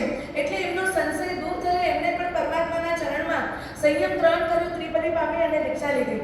પછી આવે છે નવમા ગંધર અચલ રાતા. પુણ્ય અને પાપના અસ્તિત્વની શંકાથી પોતાના 300 શિષ્યો સાથે આવે છે. પુરુષ એવેનમ સર્વયત્કૃત જચ્ચ ભાવ્યમ. આ વેદ પદોથી એ એવું સમજે છે કે આત્મા જ છે, આત્મા સિવાય કંઈ જ નથી, પુણ્ય નથી, પાપ નથી. ત્યારે પરમાત્મા એમને સમજાવે છે કે આત્મા તો છે જ, પણ પુણ્ય અને પાપ બી છે.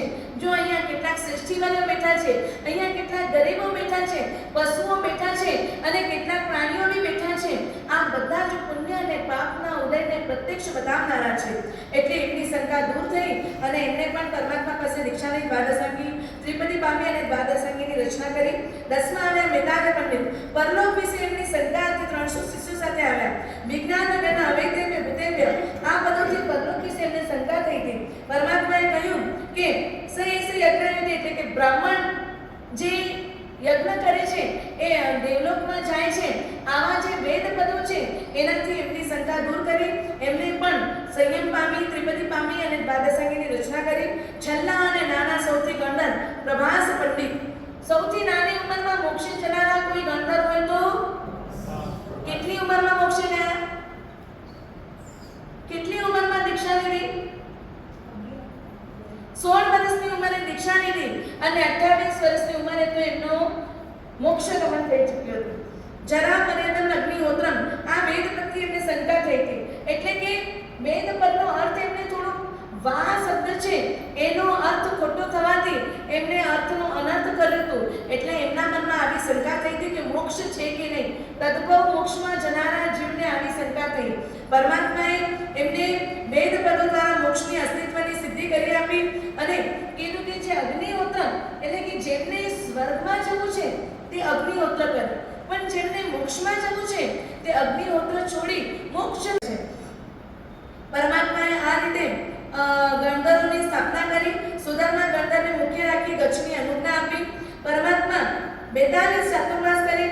છદ્મસ્તપણાના 12 અને કેવલીપણાના 30 એમ 42 ચાતુર્માસ જણા પ્રભુ મધ્યમાં પાપા નગરીમાં અસ્તિપર રાજાની કારકુનની શાળામાં અંતિમ ચાતુર્માસ કરવા માટે આવ્યા. ચાતુર્માસનો જે ચોથો માસ આખું પકડ્યું. કાર્તિક માસનો કૃષ્ણ પક્ષ તે પક્ષના 15મા દિવસે એટલે કાર્તિક કૃષ્ણ અમાવસ્યાના દિવસે રાત્રિના છેલ્લા પ્રહરમાં મહાવીર પ્રભુ કાળધર્મ પામ્યા, સંસારનો પાર પામ્યા અને જે દિવસે પરમાત્મા કાળધર્મ પામ્યા તે દિવસે ચંદ્ર નામનો બીજો સંવત્સર ચાલતો હતો. કાર્તિક માસમાં પ્રીતિવદન નામ નંદીવદન પકવાડ્યું. અગ્નિવેશ્ય નામે દિવસ વસંત નામે ઓળખાય છે. દેવાનંદા નામની અમાસની રાત્રિ નામ બીજું નામ નિરય પણ હતું. અર્ચ નામનો નવ, મુહૂર્ત નામનો કાળ, સ્વાતિ નક્ષત્ર, શ્રવણ પગન નામે સમ કાય સ્થિતિ ભવસ્થિતિનો ક્ષય કરી સંસારથી પાર પામ્યા. યાવત સર્વ દુઃખોથી મુક્ત થયા. અને એ વખતે પરમાત્માએ પોતાના સૌથી પ્રિય પરમાત્માનો સામે છે, રડે છે. પરમાત્માના વિયોગમાં કરુણ કલ્પાંત કરે છે. અને આ કલ્પાંત આપણે દિવાળીના દિવસોમાં જ્યારે એકમના દિવસે ગૌતમ સ્વામીનો રાસ વાંચીશું ત્યારે આનું વિશ્લેષણ આવશે કે કેટલું કરુણ કલ્પાંત કરે છે. પરમાત્માને ઓલંબ આપે છે કે પ્રભુ આ જગતનો બી કાયદો છે. કાયદો છે ને, તબિયત જ્યારે નાદુરસ્ત થાય, થોડી વધારે બગડી હોય એટલે પહેલું કામ શું કરો? બધાને બોલાવી લો કે ભાઈ अच्छी बच्चा અને ખબર નહીં કોનો થીધો છે, ડોક્ટર की ગેરંટી ગેને નતા, તો તમે તો મને જ દૂર કર્યો. એટલે પ્રભુ તમે બહુ ખોટું કર્યું. અને આ સમયે એમને આખી રાત પશ્ચાતાપ કરતા કરતા સવાર પરોઢિયાના સમયે ગૌતમ સ્વામીને કેવલ જ્ઞાનની પ્રાપ્તિ થઈ. વિયોગ અને વિરહ પરમાત્માનું એમને કેવલ જ્ઞાનમાં બદલાઈ ગયું. અને ગૌતમ સુદામા સ્વામીને ગણનો ભાર સોંપી પોતે શાશ્વત સુખવાળા મોક્ષમાં ગયા. જે રાત્રિએ શ્રમણ ભગવાન શ્રી મહાવીર પ્રભુ નિર્વાણ પામે આવત સર્વ દુઃખોથી મુક્ત થયા તે રાત્રિએ ન બચાવી શકાય એવા કુંતવા નામની જીવરાશિ ઉત્પન્ન થઈ ગઈ. એટલે સાધુ સાધ્વીએ હાથ પાણીનો ત્યાગ કરી અનશન લીધું. શિષ્યએ ગુરુને પૂછ્યું, હે ભગવાન, શા માટે અનશન લીધું? ગુરુએ કહ્યું કે પૃથ્વી જીવ સમૂહથી વ્યાપ્ત થવા માંડી, એટલે આજથી સંયમ આરાધવો દુષ્કર થઈ જશે. તે કારણે તે સમયને વિશે શ્રવણ ભગવાન મહાવીર પ્રભુ સર્વજ્ઞ નહીં હોવા છતાં મહાવીર પ્રભુને સર્વજ્ઞ નહીં હોવા છતાં સર્વજ્ઞ જેવા સર્વાક્ષ સન્નિપાતી ચિહ્નની જેમ સર્વ સત્ય પ્રગટ કરનારા એવા 314 પૂર્વધારીઓની ઉત્કૃષ્ટ સંપદા હતી. આમર્ષ સદી લબ્ધિ પ્રાપ્ત કરનારા 1300 અવધિજ્ઞાની, ઉત્તમ જ્ઞાનને પ્રાપ્ત કરેલા એવા 700 કેવલ જ્ઞાની, વૈજ્ઞાનિક લબ્ધિવાળા શ્રમણોની ઉત્કૃષ્ટ સંપદા હતી અને પરાજય ન પામે એવા 400 વાદીઓની ઉત્કૃષ્ટ સંપદા હતી. તે કારણે તે સમયે શ્રમણ ભગવાન મહાવીર 30 વર્ષ ઓછા ગ્રસ્તવાસમાં રહ્યા. 12 વર્ષથી કંઈક અધિક સમય છદ્મસ્ત મુનિપણે રહી, કંઈક ઓછું 6 માસ ઓછા 30 વર્ષ સુધી કેવલી પાડ્યા કરી, 42 વર્ષ સુધી ચારિત્ર પાડીને સર્વ 72 વર્ષનું આયુષ્ય પૂર્ણ કરી અને વેદનીય આયુ નામ ગોત્ર એ 4 અગાધી કર્મનો ક્ષય કરી અવસર પેઢી કાળનો દુસમ સુસમ નામનો ચોથો આરો ગણો વીતી ગયો. એટલે 3 વર્ષ અને સાડા 8 માસ બાકી રહ્યા. એ સમયે મધ્યમ અપાપા નગરીમાં અસ્તિપન રાજાના કારકુનની સભામાં બીજો કોઈ મોક્ષી જનાર ન હોવાથી પરમાત્મા કેટલા લોકો સાથે મોક્ષમાં ગયા? એકલા. કેટલા સાથે? ભગવાન દીક્ષા કેટલી સાથે ગણાવા? નેપટ એકલા. અને મોક્ષમાં કેટલી સાથે ગયા? 14,000 સાથે ને? 14,000 શિષ્યમાં તો મોક્ષમાં કોઈ પરમાત્મા ભેગો ન થયો? એગો હમ નથી મેં કોઈ ભગવાન કોઠી ન લાગે કે નકા 5 એડા ત્યાં નંબર લગાવ્યો તો પરમાત્માએ એકલા જ મોક્ષમાં ગયા, સર્વ દુઃખોથી મુક્ત થયા. એવા શ્રી મહાવીર પ્રભુને મોક્ષમાં ગયા 900 વર્ષ થયા અને 10મા સેકડાનો 80મો વર્ષ સંવત્સર જાય છે. એટલે 980મા વર્ષે કલ્પસૂત્ર આદિ સર્વ શાસ્ત્રો દેવર્તિક યાદ રાખજો. કલ્પસૂત્ર આદિ સર્વ ગ્રંથો કોણે લખાવ્યા છે? દેવર્તી ગણિત ક્ષમા શ્રમણે. અને 980મા વર્ષે કલ્પસૂત્રનું સભામાં વાંચન 993મા વર્ષે થયું છે. એથી મહાવીર ચરિત્ર સમાપ્ત. છઠ્ઠું વ્યાખ્યાન પૂરું થયું. હવે 7મું વ્યાખ્યાન. તે કારણે તે સમયમાં પુરુષારાધ્ય પાર્શ્વનાથ પ્રભુના 5 કલ્યાણકો કયા નક્ષત્રમાં થયા? 5 કલ્યાણક કયા નક્ષત્રમાં થયા? વિશાખા નક્ષત્રમાં. પરમાત્માના પાર્શ્વનાથ પરમાત્માના કેટલા ભાવો હતા? થોડી કે લોક થઈ ગયા? નો ડોગ ફાઇનલી લોક થયા છે. પરમાત્માનો પહેલો ભાવ એટલે મરુપતિનો ભાવ. આ મરુપતિના ભાવમાં પરમાત્મા એટલે કમઠ અને મરુપતિ બે સગા ભાઈ હતા અને મરુપતિની પત્ની કમઠ સાથે દુર્વ્યવહાર આચરણ થતું અને એને અટકાવવા જતાં કમઠને ગુસ્સો આવ્યો. તાપસે દીક્ષા લઈ લીધી અને છેલ્લી ઘડીએ ખમાવા જ્યારે પરમાત્માનો આત્મા મરુપતિનો જીવ જાય છે ત્યારે પણ તાપસે એ મરુપતિને પથ્થર લગાવી અને એમનું મોત લઈને આવે છે. એ વખતે અંત સમયે થોડું મરુપતિને કમઠ ઉપર દ્વેષ થઈ ગયો એટલે ત્યાંથી એ મરીને બીજા ભાવમાં શું થયા? વિંધ્યાચલની અગ્નિમાં સુજાતક નામે હાથી થયા અને કમઠ મરીને કુરકુટ નામનો સર્પ થયો. અરવિંદ રાજા વિંધ્યાચલની અગ્નિમાં આવ્યા અને આ સુજાતક હાથીને પ્રતિબોધ પમાડે છે ત્યારે તેણે 12 સર્પ સ્વીકાર્યા અને ત્યાંથી પગે ચાલી ગયો. કુરકુટ સર્પે હાથીને જોયો, ગેરભાવ ઉત્પન્ન થવાથી હાથીના મસ્તકે ડંખ માર્યો અને શુભ ત્યાંથી મરણ પામ્યો. મરુપતિનો જીવ ત્રીજે ભાવે આત્મા દેવલોકમાં દેવપણે ઉત્પન્ન થયા. કુરકુટ સર્પ મરીને 5મી નરકે ગયો. ચોથા ભાવે મરુપતિનો જીવ દેવલોકથી છણી માગધી ક્ષેત્રમાં તિલવતી નગરીમાં કિરણમેઘ રાજા થયા અને ત્યાં દીક્ષા લઈ અને અસહ્ય દુઃખો ભોગવી ત્યાં દીક્ષા લઈ હેમસેન શિખર ઉપર કાર્યસર રહ્યા. કમઠનો જીવ ત્યાં અસહ્ય દુઃખો ભોગવી અને સર્પ થયો હતો. સર્પ મુનિને જોઈને પૂર્વ ભાવના વ્યાથી મુનિને ડંખ મારે છે અને મુનિ સુખદાનથી મરણ પામ્યા. 5મા ભાવે મરુપતિનો જીવ અચ્યુત દેવલોકમાં અને કમઠનો જીવ સર્પ મુનિનો ઘાત કરી 5મી નરકે ગયો. 6ઠે ભાવે મરુપતિનો જીવ 12મા અચ્યુત દેવલોકથી છેવીને જંબુદ્વીપના પશ્ચિમ માવિદેમાં ગંધીરાવતી વિજયમાં સુભદ્રા નગરીમાં વજ્રનાથના રાજા થયા. ત્યાં ક્ષેમંતર પ્રભુ પાસે દીક્ષા લઈ અને કારણસર્ગે રહ્યા. કમઠનો જીવ ત્યાંથી નરકમાંથી નીકળીને સંસારમાં ઘણા ભાવો સુધી ભટકીને કુરંગ નામનો ભીલ થયો. આ ભીલે સાધુને જોઈને રાખે છે અને મુનિ મરણ પામી 7મા ભાવમાં 9મા મધ્યમ દ્રવ્યમાં દેવપણે ઉત્પન્ન થયા. મુનિ ઘાતના પાપથી ભીલ મરણ પામીને 7મી નરકમાં ઉત્પન્ન થયો. 8મી ભવે મરુભૂતિનો જીવ મધ્યમ દ્રવ્યથી ચડીને જંબુદ્વીપના મહાવિદ્યમાં સુબંકરા વિજયમાં સુવર્ણ ભાવ નામે ચક્રવર્તી થયા અને ત્યાં વૈરાગ્ય પામી દીક્ષા લીધી અને ત્યાં જ કમટનો જીવ સિંહ થઈને પરમાત્માને જીવને મારી નાખે છે. મુનિ ત્યાંથી 9મા ભાવમાં સુખદાયથી મરણ પામેલા. મરુભૂતિનો જીવ 10મા પ્રાણાંત દેવલોકમાં દેવપણે ઉત્પન્ન થયા. કમટનો જીવ સિંહ સાધુને મારીને મૃત્યુ પામી 4થે નરકમાં નારકીપણે થયો. 10મા ભાવમાં દેવલોકથી ચડીને મરુભૂતિનો જીવ જંબુદ્વીપના ભરત ચિત્રની કઈ નગરીમાં? વારાણસી. કયા પિતા? અશ્વસેન. અને માતા મામા કે મામા? પક્કો. મામા દાદાને ત્યાં પુત્ર તરીકે જન્મ ધારણ કરે છે. અહીંયા પુરુષાદાનીએ શ્રી પાર્શ્વનાથ પ્રભુનો જન્મ અભિષેક જન્મ મહોત્સવ વગેરે મહાવિદ્યના પ્રસંગમાં જે પ્રમાણે જણાવ્યું તે પ્રમાણે જાણી લેવું. પુરુષાદાનીય પાર્શ્વનાથ પ્રભુ દક્ષ પ્રતિજ્ઞાવાળા ઉત્તમ સ્વરૂપવાળા હતા. એક વખત પ્રભુ જ્યારે યૌવન વયને પામ્યા તે વખતે કુશસ્તર નગરના પ્રસિદ્ધ રાજા ઉપર મલેશ લોકો ચડાઈ કરી રહ્યા હતા. એટલે અહીંયા અશ્વસેન રાજાને સહાય માટે એમને વિનંતી કરી. પ્રભુએ પિતાને કહ્યું કે હવે હું જ જાઉં છું, આપ રહેવા દો. એટલે ઇન્દ્ર મહારાજાએ એક સ્પેશિયલ ત્યાં રથ મોકલ્યો અને પ્રભુનો પ્રભાવ એટલો જબરદસ્ત કે બધા મલેશો ત્યાંથી ભાગી ગયા. એટલે પેલા પ્રસેનજીત રાજાએ આ પાર્શ્વકુમારનો જય જયકાર કર્યો અને એમને ગિફ્ટમાં શું આપ્યું? પ્રભાવતી. પોતાની દીકરી પરણાવી દીધી. એટલે પાર્શ્વકુમારના લગ્ન થયા અને પાર્શ્વકુમારના પત્નીનું નામ પદ્માવતી કે પ્રભાવતી? તો પદ્માવતી કેમ?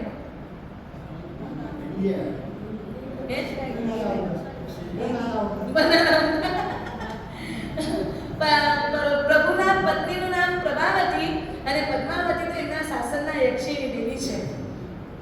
આ રીતે પાર્શ્વકુમાર એક વખત એ નગરમાં કમચ નામે પંચાગ્નિ તપ કરતો કોઈ તાપસને આવ્યો હતો અને પ્રભુ ત્યાંથી પસાર થાય છે અને એ પંચાગ્નિ તપમાં જે કંઈ લાકડાનો ઉપયોગ કરી રહ્યો હતો એમાં જીવતો સર્પયુગલ અર્ધ મળી રહ્યો હતો.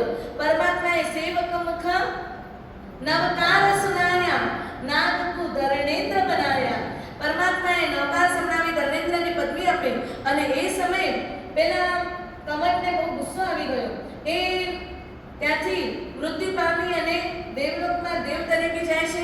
પાર્શ્વકુમાર પ્રભાવતી સહિત કોઈ વખત પ્રાસાદમાં ફરી રહ્યા હતા અને એમના મહેલમાં નેમી કુમારની જાનનું દ્રશ્ય હતું અને એ દ્રશ્યને જોઈ વૈરાગ્ય પામી પાર્શ્વકુમારે પણ દીક્ષા માટે માંગણી કરી. વિશેષ વૈરાગ્ય જાગૃત થયો. લોકાંતિક દેવો આવીને એમને પણ વિનંતી કરે છે સાવંતસરી દાન આપી અને મહાવીર સ્વામીના ચરિત્ર પ્રમાણે સમજી લેવું. ભગવાન પાર્શ્વનાથનો દીક્ષા દિવસ કયો? પોષી દસમ. તો ભગવાનનો જન્મ દિવસ કયો? દીક્ષાજી દસમ હે અને જન્મ જે 11. અત્યારે પછી હથીએ તો જરા ભગવાન પોષ સુધી પોષ વદે દસમના પરમાત્મા જન્મ્યા છે અને પોષ વદે 11ના પરમાત્માની દીક્ષા થઈ. 300 પુરુષોની સાથે દીક્ષા લઈ પ્રભુ સામે માટે આવે છે. થયો કમઠમણી મેઘમાળી દેવ થયા અને પરમાત્માની એવી અખંડ જુગમુશલ ધારાએ જો અષ્ટોત્રી में बोला था ना गाथा એ અખંડ યોગની વરસાદ વરસાવે છે. પરમાત્માની નાસિકા ઉપર પાણી ગયું અને પરમાત્મા ત્યાંથી શ્વાસ બી ન લઈ શકે એટલું પાણી ચારે બાજુ ફેલાયેલું હતું. ઇન્દ્ર અને ધર્ણેન્દ્ર અને પદ્માવતી ત્યાં આવે છે, પરમાત્માને અદ્દર લે છે. મેઘમાળી પાર્વતી ધ્રુજી અને પાછા જાય છે અને ત્યાંથી પરમાત્માના ભેરને ખમાવે છે. પ્રભુને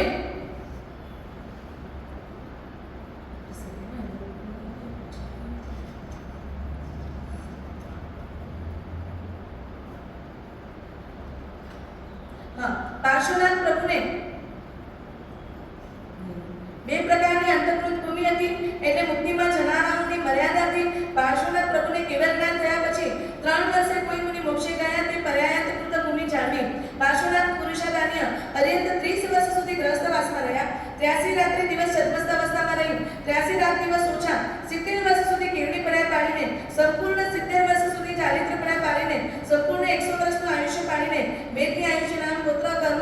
જ્યારે અગાતી કર્મનો ક્ષય કરી અવસર પીની કાળનો દુસમ સુસમ નામનો ચોથો આરો ગણો વ્યતીત થાય છે તે ચોમાસાનો પહેલો માસ અને બીજો પક્ષ એટલે શ્રાવણ શુક્લનો પક્ષ એ પક્ષની અષ્ટમીના દિવસે સમેત શિખર નામના તીર્થ ઉપર પર્વતના શિખર ઉપર પોતાના સહિત 34 એટલે બીજા 33 રમણોની સાથે માસક શમણ તપતી વિશાખા નક્ષત્રમાં ચંદ્રનો યોગ પ્રાપ્ત થાય છે તે સવારના સમયે બંને હાથ લાંબા રાખી કાર્યસર પ્રાપ્તિ મોક્ષમાં ગયા સંસારથી નિવૃત્ત થયા એ પ્રભુના શાસન રક્ષક પાર્શ્વ યક્ષ અને પદ્માવતી યક્ષિણી હતા પુરુષરાજ્ય પાર્શ્વનાથ અર્યંતને મોક્ષે ગયા ને 1200 વર્ષ ગયા અને 13મા સૈકાનો 30મું વર્ષ જાય છે ત્યારે સૂત્ર પુસ્તકો લખાયા છે પાર્શ્વનાથ ચરિત્ર સમાપ્ત નેમિનાથ પ્રભુનું ચરિત્ર કહે છે તે કારણે તે સમયના વિશે નેમિનાથ પ્રભુના 5 કલ્યાણકો કયા નક્ષત્રમાં થયા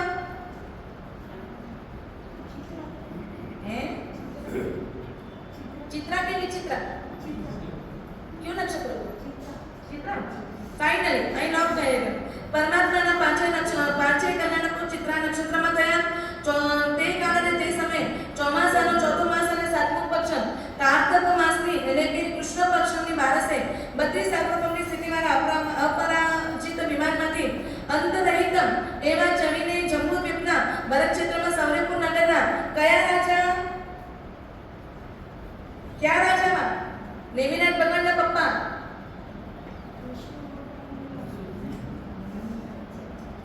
બરોબર દિયા મોહમ્મદ अच्छा एडा मां मनसे मांजो उपराणु खणे दे છે તેને કરાયા ને ને તેને કે યાદ નહીં પરમાત્મા સીધા શૌર્યપુરી નગરી અને સમુદ્ર વિજય રાજા સીમાદેવી માતાના ઉદરમાં 14 સ્વપ્ન સૂચિત ગર્ભપણે ઉત્પન્ન થયા માતાને 14 સ્વપ્ન વગેરે મહાવીરદેવના ચરિત્ર પ્રમાણે જાણી લેવું અહીંયા સીમાદેવી આરોગ્યવાન એવા પુત્રને ક્યારે જન્મ આપ્યો નેમિનાથ તો જન્મની ક્યાં ઉજવ્યો બાપા એમાં રહેવાનો ઉજવ્યો શ્રાવણ સુદ